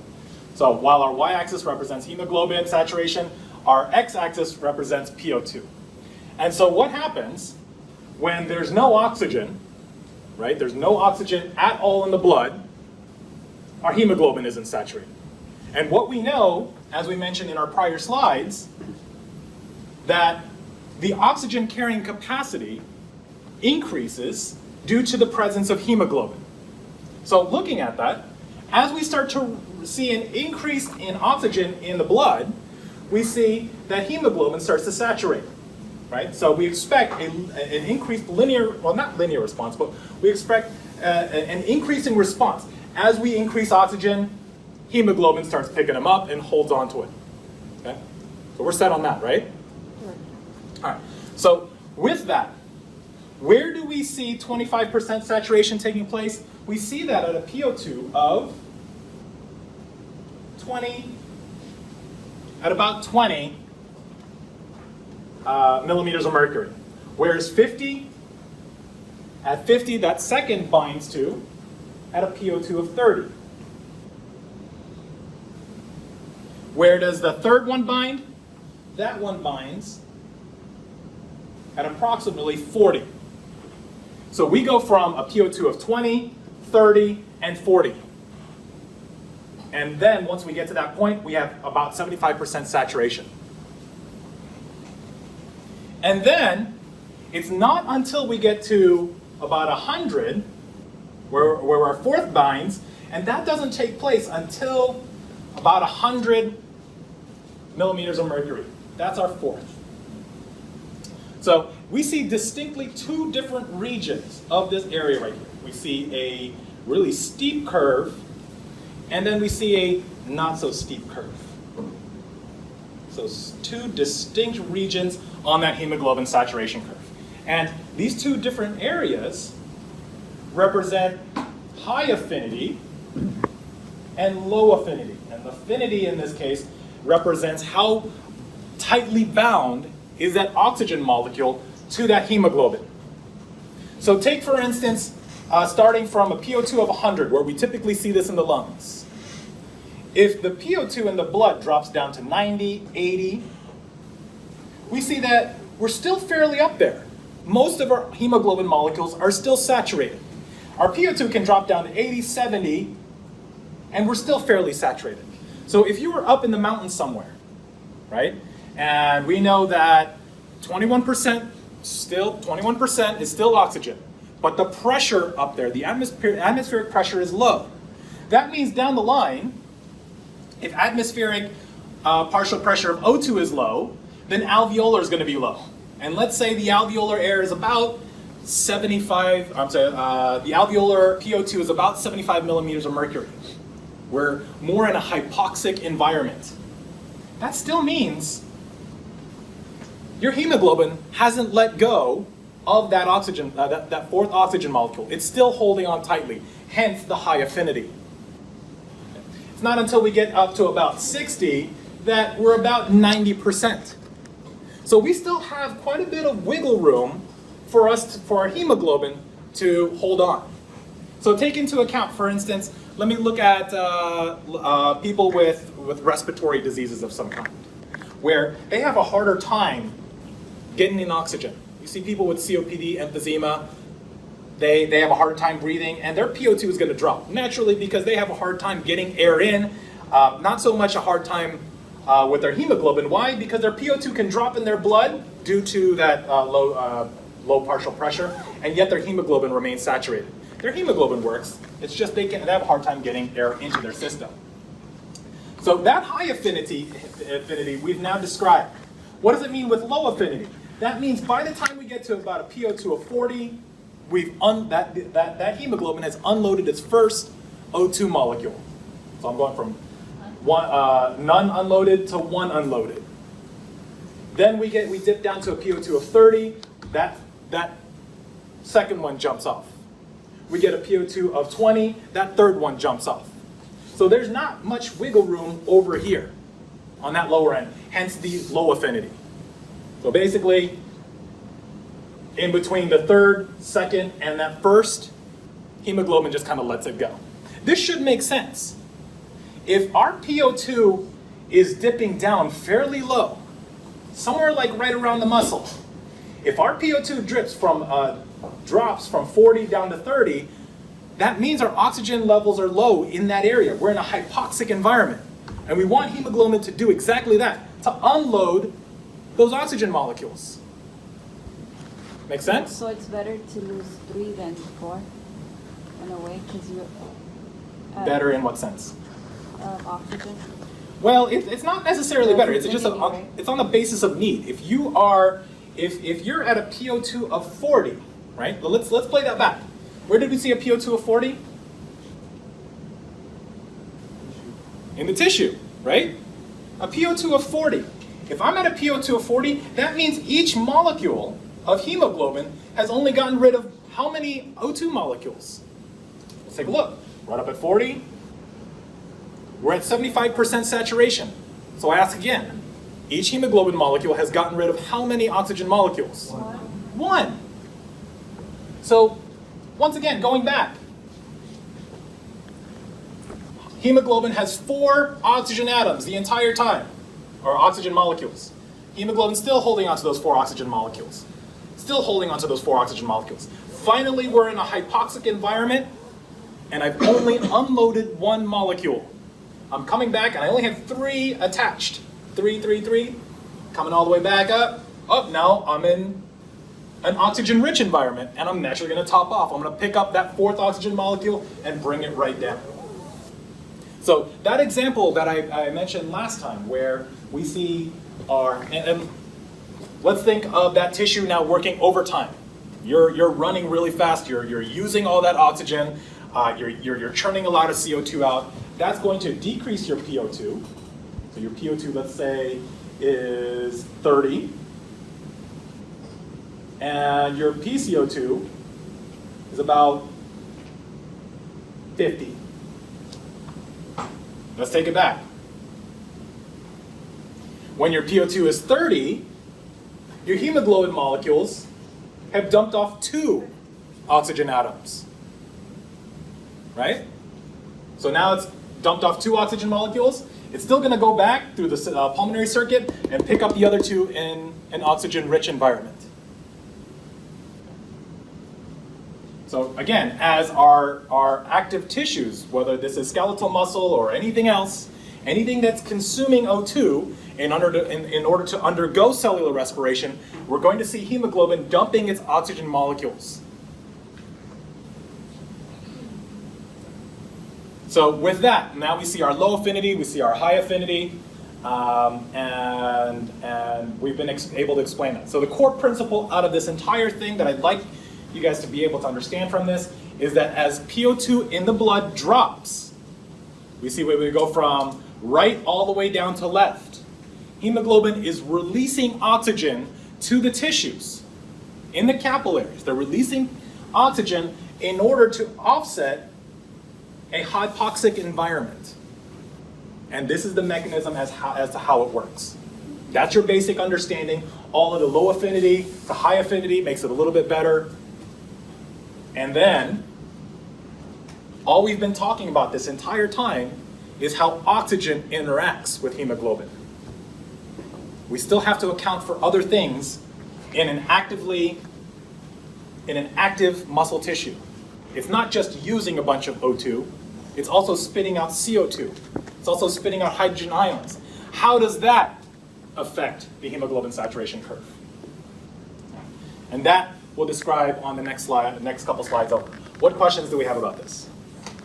Yes? So when it's like high and low affinity, basically you're releasing O2 from the hemoglobin. Yeah. Okay, so it goes from like, start from 100, that's releasing the first one, second, third, fourth.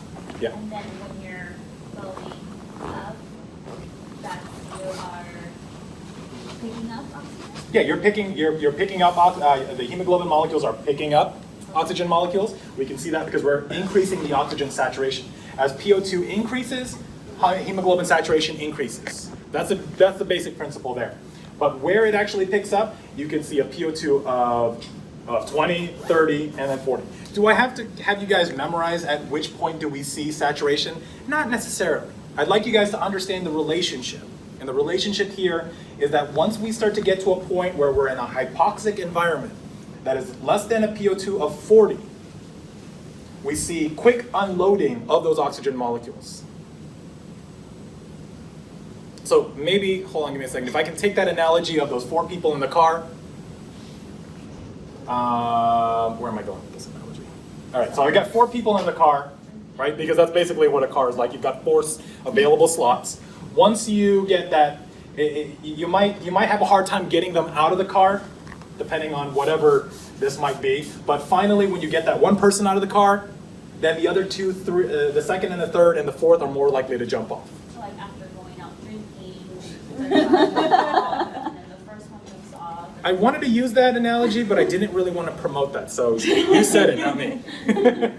So that's basically what we're getting at. That's your way of looking at the unloading that takes place. It's not like all 4 just kind of just jump on whenever they want to. They don't equally just jump on. There's a period where there's low affinity and there's a period of high affinity. So you should be able to kind of relate those in a hypoxic environment versus an oxygen-rich environment. You see that we have quite a bit of wiggle room where hemoglobin won't let go. And so now we have that principle. This, now that I look at it, I don't really know why I have this on there because it's basically the same thing. So all of that is written off to your left. All right, so now, as I mentioned earlier, we've only explained the relationship between O2 and hemoglobin. But as I mentioned, hemoglobin has an affinity for both O2 and CO2, right? But the affinity between the two, they compete. You have, as I mentioned earlier, hemoglobin that wants to bind to O2. In an oxygen-rich environment, hemoglobin wants to bind to CO2 in a CO2-rich environment. And typically where you see one or the other, in an oxygen-rich environment like the lungs, we typically have high O2 and low CO2. Therefore, it makes sense. Hemoglobin has more oxygen molecules to bind to because there's less CO2. In an environment where you have a hypoxic environment like the tissues, you typically have more CO2 and less O2. So naturally, hemoglobin wants to bind to CO2. So with that in mind, let's take a look at our next. And actually, there's another molecule that comes in that hemoglobin wants to bind to even stronger. Does anybody know what hemoglobin wants to bind to more? Iron. Well, iron is a part of hemoglobin. Think of another gas. Nitrogen. nitrogen? Now, nitrogen's actually an inert gas. It actually does. Carbon monoxide, says a respiratory therapist.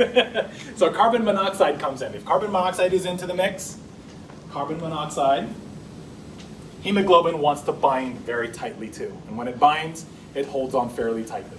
Hence why you see the old school ways of suicide, people like would I don't know, close off their garage and turn the car on, keep it running. That carbon monoxide comes in and can bind too. Also other things too, I remember reading once on, where did I read this? It's a long time ago on Reddit actually. And one of the things on there said, it was like people would reveal their like craziest secrets, and Reddit has a lot of anonymous postings. And one of that person that said they owned a house and they were renting it out to like a family of 5, and they were having issues with their water heater. So he went over and he was working on the water heater, and he plugged one of the exhaust pipes. He was trying to get it to work, so he plugged the exhaust pipe.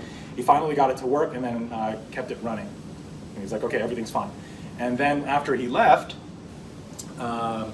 apparently there was a 911 call because all 5 family members died in the house. And they were doing like a search, and he came to the house, the owner came to the house, and he was just like, how did this happen? And so he starts going around the area he was working, and he looks at the rag that had blocked off the exhaust pipe, and he pulls it off, and it became apparent to him that that's the cause of death, because they all had died of suffocation. So that was a secret of his, which I remember reading, and I was just like, okay, this is enough internet for the night, I'm done. Went to bed feeling really bad about that. You also read about people that have put barbecues inside their house. Oh, yeah. Like, why would you do that? Because charcoal puts off a bunch of carbon monoxide. Carbon monoxide, there's a reason we have carbon monoxide monitors, because it's really a silent killer. There's no odor to carbon monoxide. You don't know it's hit you until you're just not able to function anymore. And it competes. Carbon monoxide binds to hemoglobin and can't bind to either CO2 or O2 after that. So keep that in mind. Make sure let's not spin into the morbid. We're kind of going morbid into a 3-day weekend, so I'm gonna take a step back from that. I heard that the reason they say when you're driving in traffic and you feel sleepy because of that gas. Yeah. When you feel sleepy in traffic, there's a lot of carbon. That's where you just text and watch movies to keep you awake. Actually, that was happening on my way over. I was just like annoyed. I'm like, why is there so much traffic? Oh my God. And I'm looking at people. I'm like, this dude was just straight up watching YouTube on his phone. And I'm like, are you serious? Well, you did drive Tesla, it's okay. So I had to text my friends. I'm like, are you serious? Look at this guy. So I took a photo. What is this guy doing? Okay. All right. So hemoglobin binds to O2 and CO2 depending on which gases we're more rich in. Okay. So now let's take a look at, again, the effect of that oxygen saturation curve in response to increasing O2, which we already know. As oxygen PO2 increases, hemoglobin saturation increases. And that's what we see with this black line. That's the same saturation curve we would see. Now, in response to other variables, things like increased CO2, increased hydrogen ions, increased temperature, these are all byproducts of cellular respiration, right? Increased temperature? Well, yeah, because we're producing ATP, and due to the second law of thermodynamics, those muscle tissues are producing heat. So how is that going to affect hemoglobin? Hydrogen ions, again, coming off from cellular respiration. What are we doing with those hydrogen ions? And then CO2 is going to affect. So typically with that, the general principle of what's happening is a shift to the right. This is our black curve, which is our normal oxygen hemoglobin saturation curve. Now exposed to these same variables, where we have high CO2, high hydrogen ions, or high temperature. So this would be hypercapnic, this would be acidosis, or this would just be increased temperature. This would shift the whole process to the right. Now, let's take into account those other principles that we just talked about earlier. if hemoglobin is bound to O2, right? And we start introducing more CO2 into the mix. CO2 and O2 compete for hemoglobin. So naturally start to increase the amount of CO2, you're going to get more hemoglobin that will bind to CO2. Or in other words, another way of looking at it, hemoglobin is going to want to unload. And as we unload, we're going to see that the saturation is going to drop. That should make sense. With a drop in or a shift to the right, we'll see our oxygen saturation drop. And that is the Bohr effect, which we'll describe in a little bit. Now, looking at what happens with temperature. With hemoglobin as a protein, it's coming in there and it's held onto those oxygen molecules. Increase the temperature, we're increasing the kinetic energy of those of that oxygen molecules that are bound to each of those 4 oxygen molecules.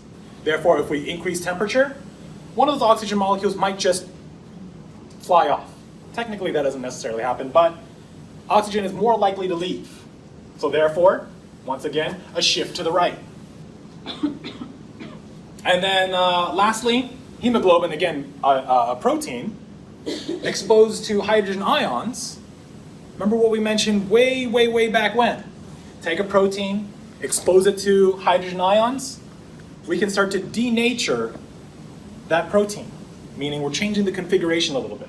While we're not causing that much hydrogen ions in there, it's still going to affect the binding of oxygen to hemoglobin. Again, a shift to the right. Anything else? The exact opposite of that, where we have hypothermia, hypocapnia, low CO2, or alkalosis, a decrease in hydrogen ions, is going to shift it to the left. So let's take a look at what that exactly means. What does it mean to shift to the right? So this is what we illustrate is called the Bohr effect. That the decrease in pH, or the increase in hydrogen ions, as we described earlier, shifts the O2 hemoglobin saturation curve to the right. So with that, as I mentioned, a shift to the right.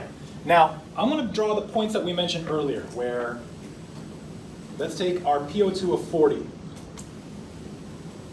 At a PO2 of 40, we saw we're at 75% saturation. Again, that means hemoglobin is holding on to 3 out of 4 oxygen molecules. Now start to increase the CO2. Well, actually, before I take that, whenever I move down the hemoglobin saturation curve, I'm going from 100 to 75 to 50 down to 25. That means our hemoglobin molecule is dumping off 1 oxygen molecule, dumping off 2 oxygen molecules, dumping off the 3rd oxygen molecule, and at 0, we're dumping off that 4th oxygen molecule. So it's safe to say that as we move down the hemoglobin saturation curve, we're getting oxygen unloading.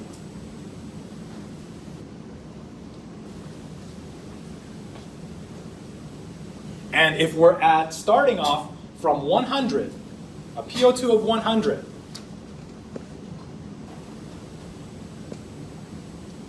PO2 of 100. No, that's not the straightest line. From here to here, when we go from a PO2 of 100 down to 40.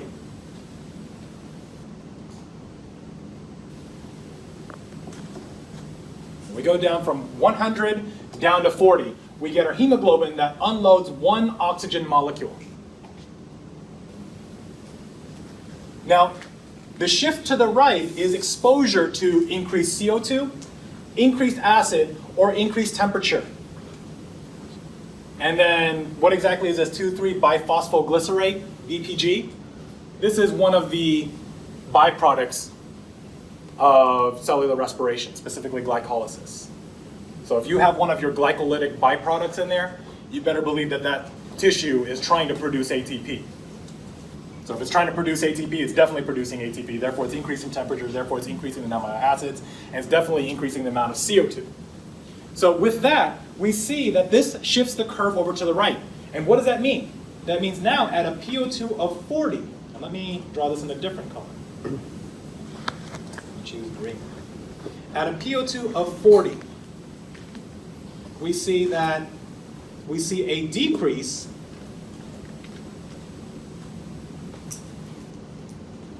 in our hemoglobin saturation.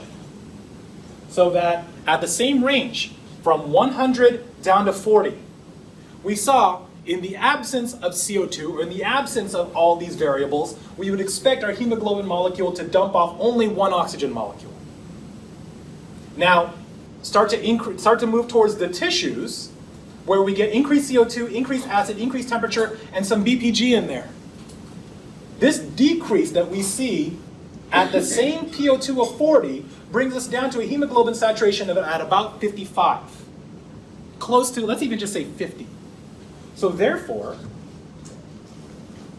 to sum what I'm trying to say, is that in the presence of CO2, let's just say CO2, in the presence of CO2, now our hemoglobin molecule is now dumping out 2 oxygen molecules instead of 1. So I'll play that one more time. In the presence of CO2, our CO2 and O2 compete for hemoglobin. In the presence of CO2, we're going to get more oxygen unloading taking place because hemoglobin is now unloading O2 in the presence of these factors. That effect right here, this effect, this extra effect of oxygen unloading that takes place from 75 down to about 55 is the Bohr effect.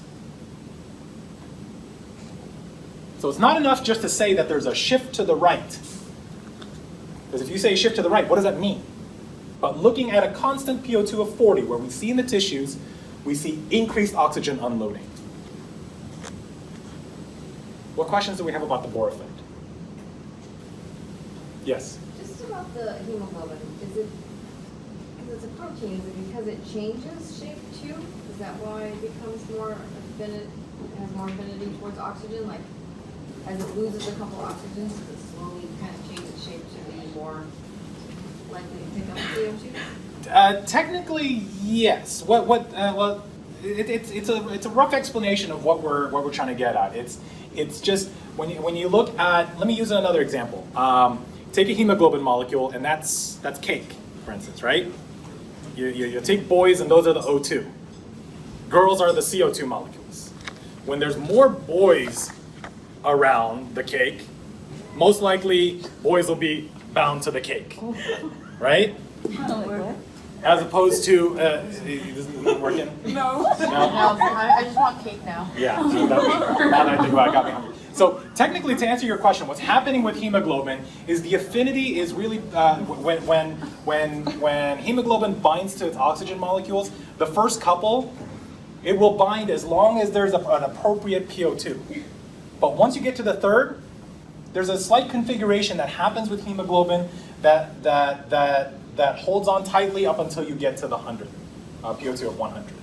So slight configuration, but that's not really the heart of what we're getting at. It's really just, are they saturated enough? And we see at the low PO2 ranges, we see a low affinity for oxygen molecules, as opposed to the range, by the time we get from 40 to the range of all the way to 100, that's where we lock onto that 4th oxygen molecule. Did that help a little bit? I know we didn't thoroughly answer your question, but okay. And then again, that's only describing O2 and hemoglobin. The Bohr effect talks about the other variables that come into play, the more physiologically relevant variables. Eli. So I just want to confirm. So basically, with the Bohr effect, if you see a decrease in pH, unless hemoglobin combined with oxygen, less oxygen combined with hemoglobin. It's not, don't think about it from the perspective of oxygen binding to hemoglobin. Think of it as oxygen being released from hemoglobin. So play that again one more time. Say your question one more time. So with a decrease in pH, and we're looking at a constant of 40 at oxygen. Would it be, basically would the threshold be less with the oxygen, like undelivered from hemoglobin? Let me phrase what you're trying to say. With a decrease in pH, either a decrease in pH or an increase in CO2, I'm just going to throw that one in there. with an increase in CO2, hemoglobin is going to be less likely bound, well, no, I want to rephrase that. Hemoglobin is more likely to release oxygen, release more oxygen in response to an acidic environment or in response to a more hypercapnic or more CO2, right? Because that's what hemoglobin's supposed to do. It's holding on tightly to those 4 oxygen molecules. And it's not really going to do it until we get to a PO2 of 40. And now it's saying, okay, now I can get rid of that 1 oxygen molecule. Oh no, but also I see a lot of CO2 around. I see a lot of hydrogen ions around.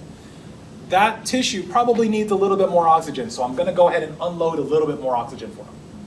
So it loosens up that oxygen saturation curve. And in fact, what it kind of does, it makes it a little bit more linear.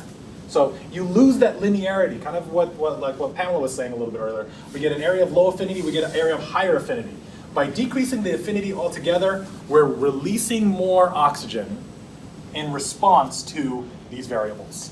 So those factors have to play an effect on Bohr's effect, right? That is the Bohr effect. The Bohr effect. All of those Bohr, right? Yeah. So these come in to cause a shift to the right. And then it could be either one or it has to be all. It could be all of them. All of them? In fact, in an active tissue, it's actually all of these that are affected.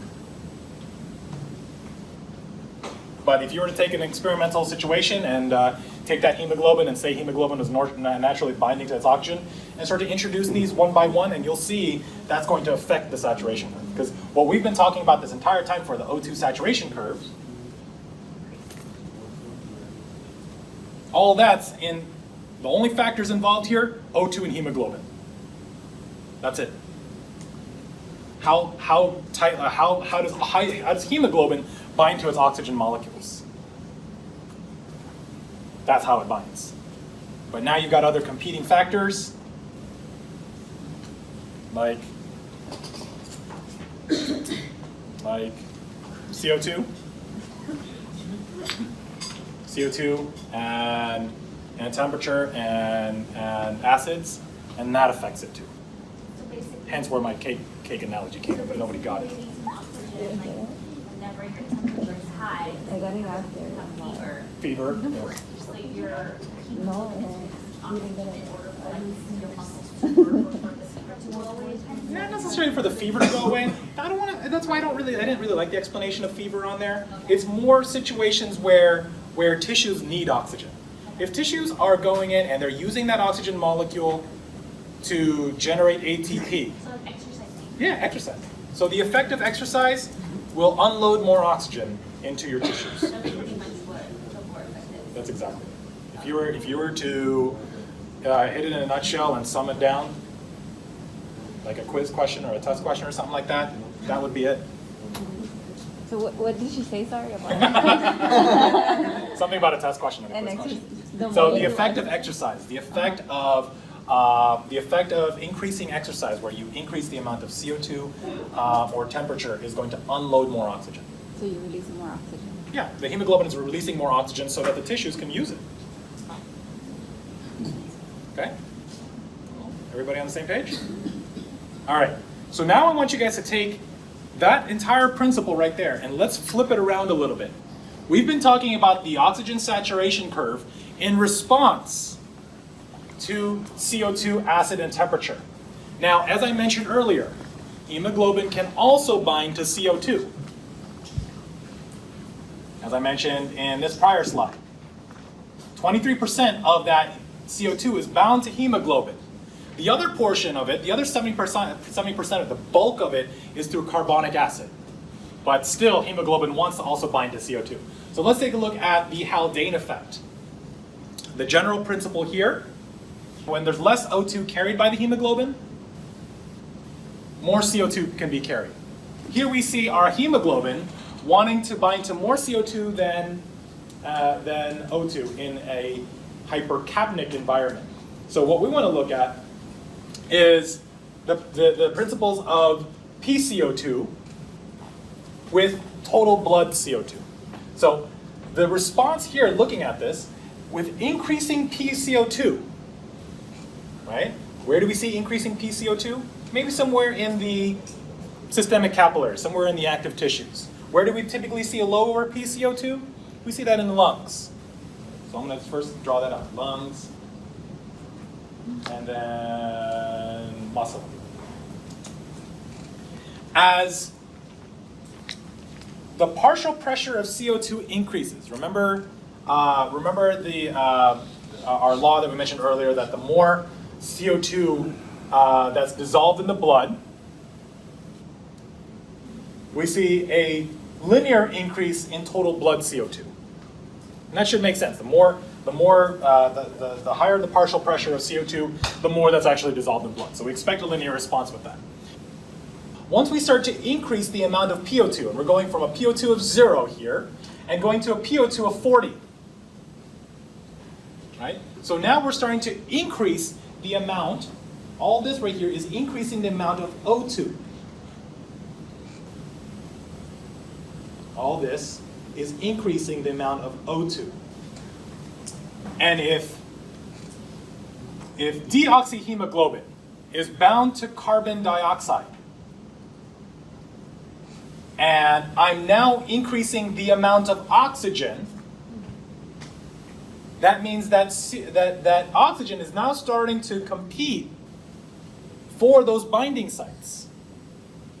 And if it's competing for those binding sites, that means more CO2 is released. And therefore, our total blood CO2 drops. So let's take a look at it from a different perspective. Same way of drawing it out. This is our total blood CO2. This is our PCO2. There should be a linear increase in total CO2 and PCO2.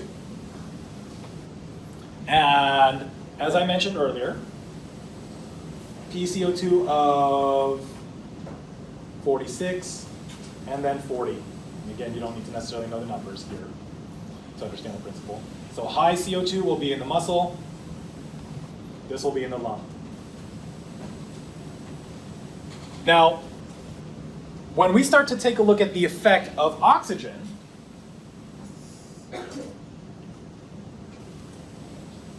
the more oxygen there is, the less our carrying ability of CO2. The less CO2 we can carry in the blood.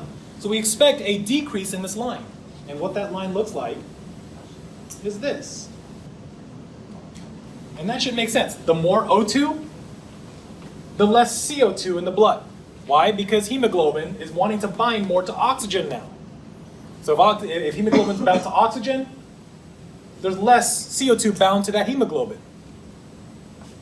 So we expect a decrease in that. So from here to here,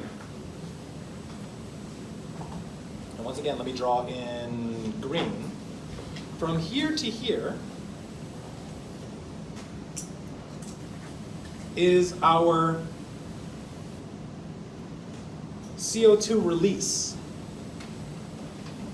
And again, we're going from muscle, and once that blood makes its way all the way out to the lung, this is the amount of CO2 that's released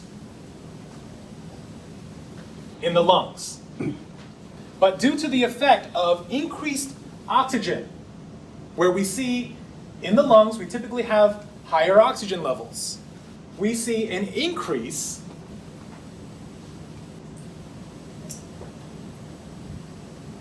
at the same level right here.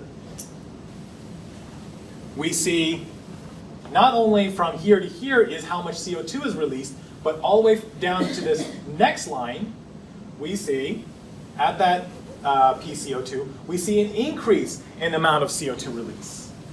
So we're going from back over here at a PO2 100, all the way down over here. We get excess CO2 release. So this extra CO2 release that happens in the lung is the Haldane effect.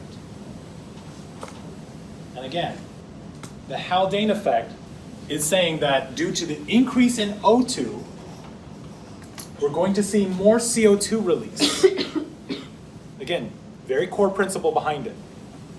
From the perspective of hemoglobin, with increasing O2, we get more CO2 release.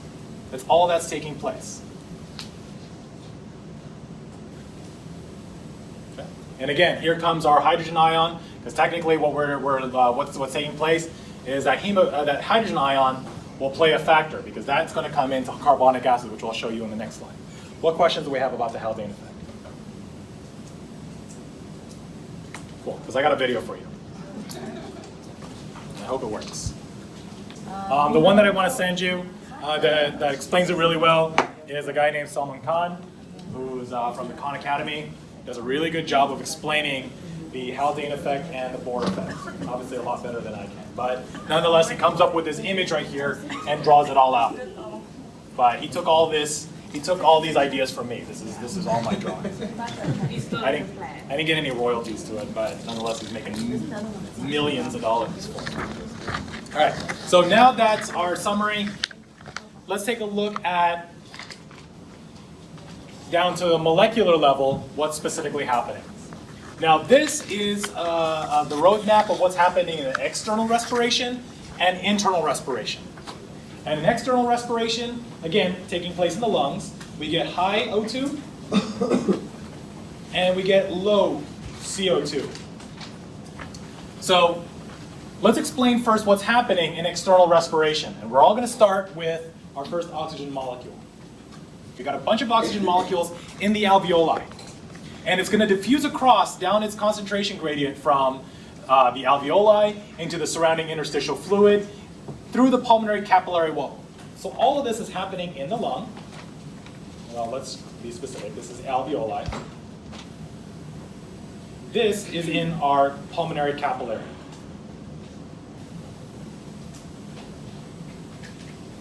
So as O2 diffuses into the interstitial fluid, moves its way through the endothelium, dissolves into the plasma, we get 1.5% that will remain in the plasma of all total oxygen in the capillary.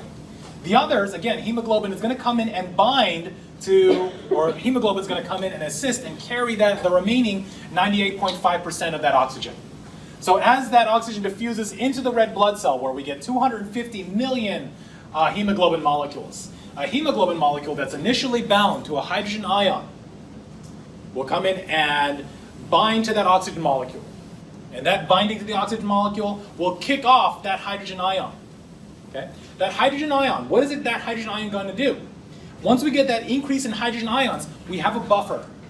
And that buffer is bicarbonate.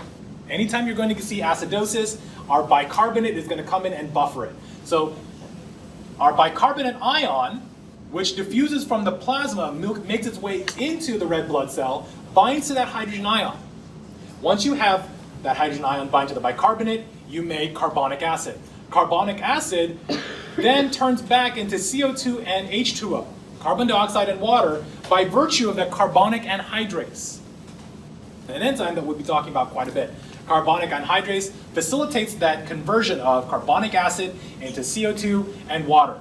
That CO2 then diffuses out of that red blood cell into the plasma, and then from the plasma down into the interstitial fluid, and then back into the alveoli. So with O2 comes off CO2. Now, because our hemoglobin molecules are binding to O2, any hemoglobin that was bound to CO2 is now going to start binding to that oxygen and will unload that CO2. So again, that hemoglobin that's bound to CO2 in response to high oxygen levels in the lung is going to release CO2. That excess CO2 released is the Haldane effect. Normally we would go from our total CO2 content, and then we release that CO2, and due to the increasing amount of O2, again, that increasing amount of O2 is going to unload that CO2, which is going to contribute to more CO2 coming off that hemoglobin, diffusing into the plasma, diffusing into the interstitial fluid, and then making its way into the alveoli. So that, again, is the Haldane effect.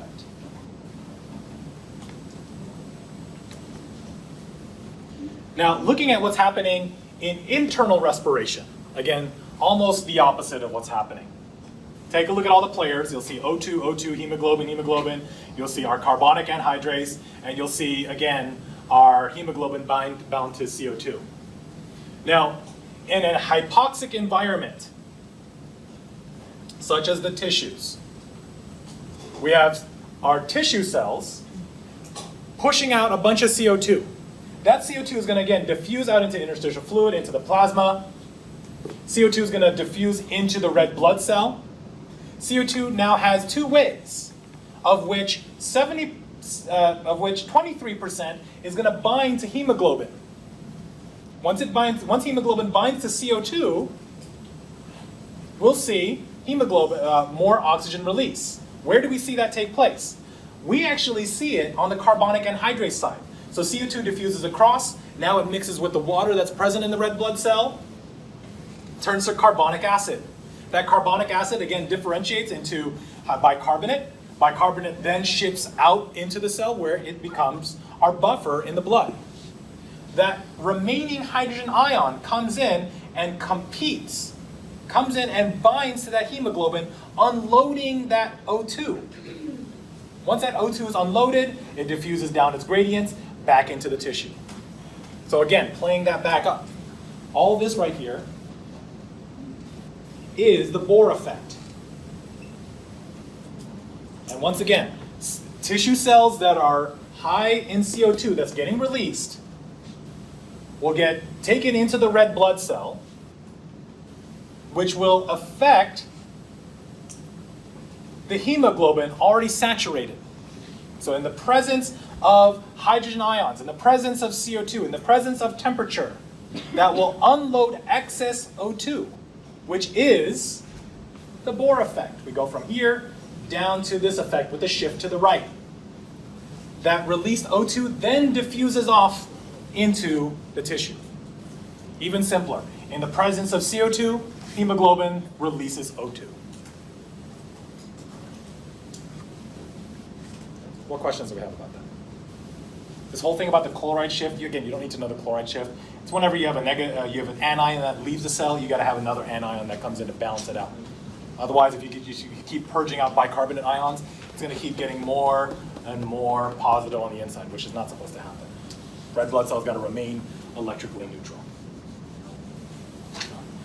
These last bits I'm going to kind of breeze through, because what we're doing now is talking about the autonomic regulation of breathing. Medulla oblongata has the same respiratory centers. We saw the medulla oblongata that receives all this input, all this sensory input from the proprioceptors, from the central nervous system, from the limbic system. All of this is going to regulate not only the cardiovascular centers, which we learned. We learned that the medulla oblongata has cardiovascular centers. It has a cardio accelerator and a cardio inhibitory centers that will either speed up or slow down the heart. Medulla oblongata also has the same centers for the respiratory centers. So this rhythmicity area that's present in the medulla will govern inspiration and expiration.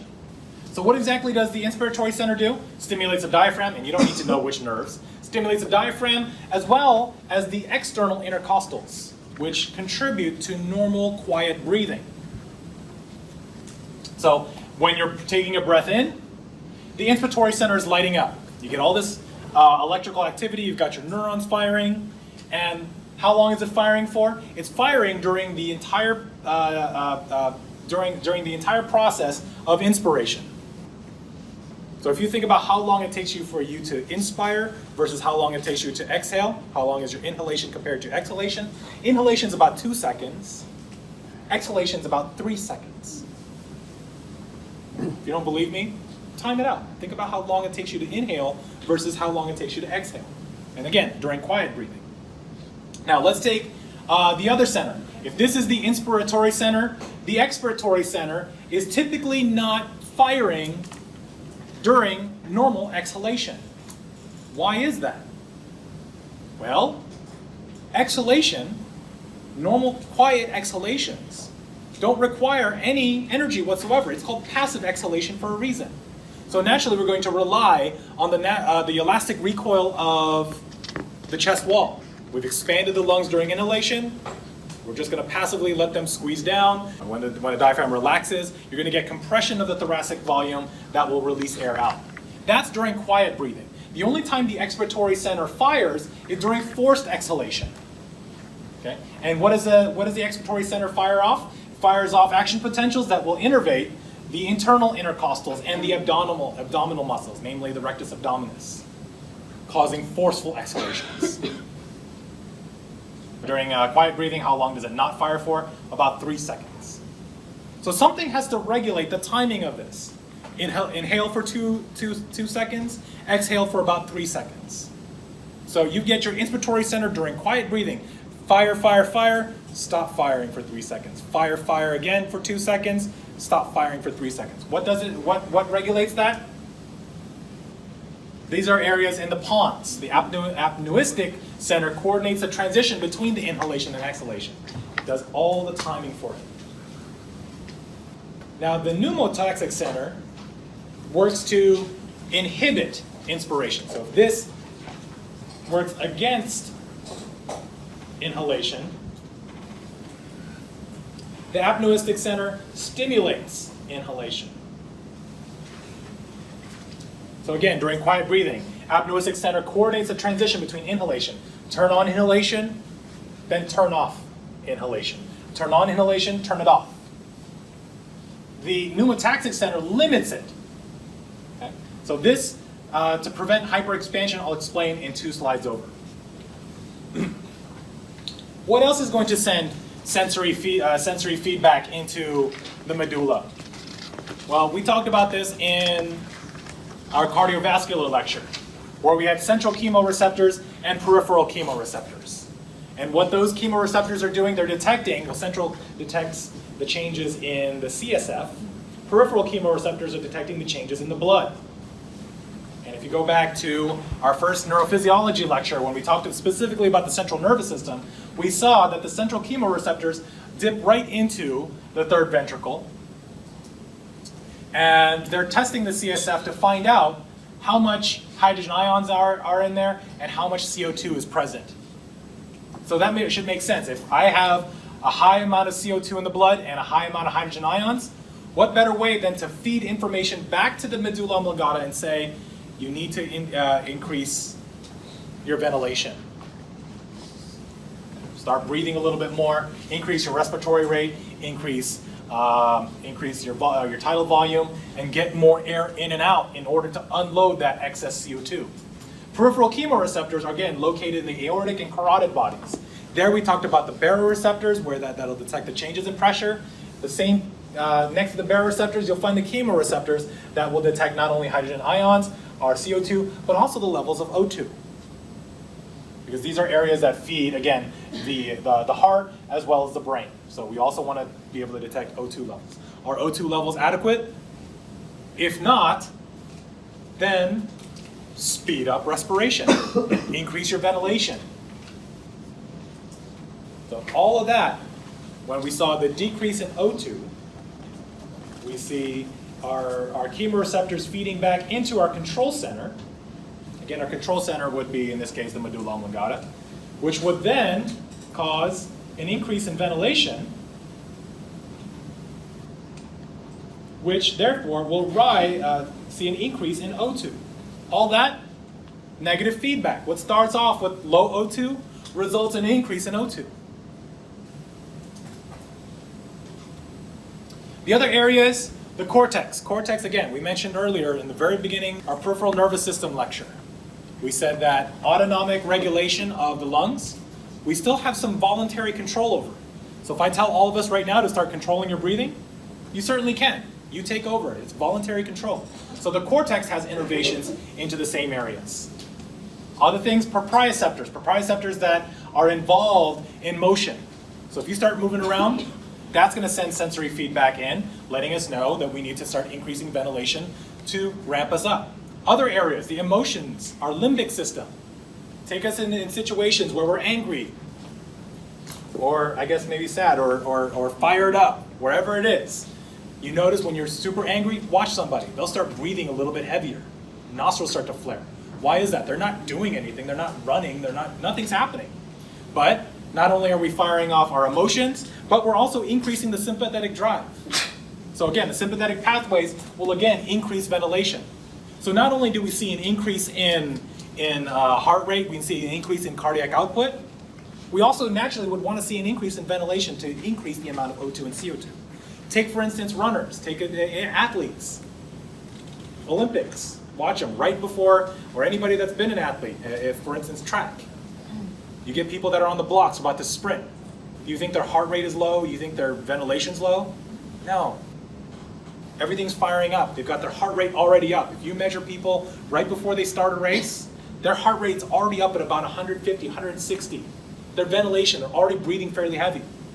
That's all that's coming in. These are all sensory information prior to even our proprioceptors firing. That's ramping up our sympathetic drive, and therefore increasing cardiac output as well as ventilation. Other things that control respiration, temperature. So if you see an increase in temperature, that's going to increase your respiratory rate. Think about the next time you jump into a jacuzzi and listen to your breathing. All of a sudden you start breathing a little bit heavier. Natural reflex. What happens when you jump into cold? Ever jump into a cold pool? Well, maybe not jump into it, like jump into like something that's maybe like chest high. Jump into the pool and what happens? You stop breathing for a second. That stopping of breathing affects your respiratory rate. Again, a reflex that takes place. Pain as an increased sympathetic response. This one right here, stretching an anal sphincter muscle. I don't know where that came from. That used to be in, that was I took from somebody else's notes, and I remember searching through. I'm like, I've never heard that before. So I've yet now for the second time around to delete that. So just pretend you didn't see that. It looked like someone's trolling when they wrote that. All right, let me just throw this in. So airway irritation. Any airway irritation. If you get something caught in your lungs, if you ever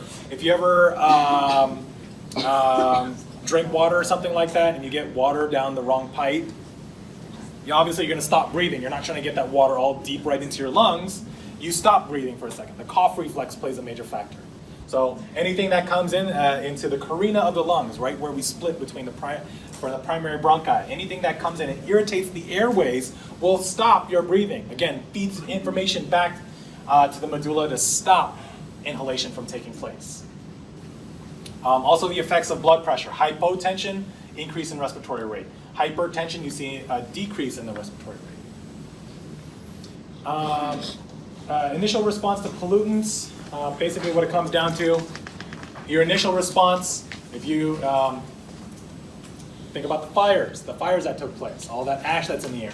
What happens specifically to your airways? You get this extra layer of mucus that forms. That mucus is there to protect and allow particulates to bind to that mucus. Your goblet cells will start producing more mucus, and then as a response, the basal cells will start to proliferate to turn into goblet cells. Okay. Advanced response to irritation, now this is chronic exposure to, and then eventually your mucus layer breaks off, and then your goblet cells start to disappear. Why? Because your basal cells were constantly turning into goblet cells, and eventually those goblet cells, because they're constantly stimulated to create mucus, eventually die off. The asthma we talked about, so these are our bronchodilators and anti-inflammatories. This would be an example of that drug that I mentioned and on Tuesday's lecture, or last Thursday's lecture, where we talked about Advair. Chronic bronchitis and emphysema are both fall under the disease umbrella disease called COPD. That's chronic obstructive pulmonary disorder. And in almost all cases of COPD are due to cigarette smoking. Okay. So it is the fourth leading cause of death. Number one being ischemic heart disease. Number two being in some sort of infectious disease. Number three being all cancers. And then the fourth being COPD, the leading cause of death due to smoking. So what happens with these two? Even though these two fall under obstructive diseases, they have two different mechanisms. Emphysema is the breakdown of the alveoli, which results in overstretchiness of the lung. That overstretchiness of the lung prohibits getting rid of that air in the lungs. So therefore you get this increased air trapped in the lungs, you get increased residual volume, etc. Chronic bronchitis, on the other hand, is constant chronic irritation of the lungs, which results in a bunch of mucus buildup. As I mentioned earlier, due to that initial response, you get a bunch of mucus that forms, and that mucus can come up and start to cause infections in the lung. So people that have chronic bronchitis, listen to them. They're constantly coughing and hacking up stuff. That is the production of mucus, and as a result, due to the nature of that inflammatory response, it's going to constantly produce mucus and make it difficult for them to breathe. That mucus comes in and lines the airways and causes increased airway resistance due to the reduced radius of those airways. Emphysema, here you've got examples of how that's getting broken down. We're zooming in, looking at the breakdown of the alveoli. Emphysema, again, breakdown of alveoli. Chronic bronchitis is the lining, increased airway resistance due to increased mucus as well as inflammation of the epithelial cells. Pneumonia, the last of these that I'll talk about, acute infection, namely of the bronchioles as well as the alveoli. Due to that infection, you get the inflammatory fluid that starts to build up, and that buildup in the fluid then starts to fill up those areas of the lung. So typically they would take place in the lower areas of the respiratory tract, and very visible in a CT scan. You would see little pockets that start to form. As they fill with fluid, now you get you get areas of the alveoli that are supposed to be normally perfused and normally ventilated. Now you get fluid that fills up that area. Any of the blood capillaries that deliver blood to that area will not become oxygenated. And therefore, typically what you would see is a decrease in their oxygen saturation. Why? Because hemoglobin can't pick up oxygen in these areas, in these poorly ventilated areas. So typically something you would see as well. So with that wraps up our respiratory lecture. That wraps up everything prior to exam number 3.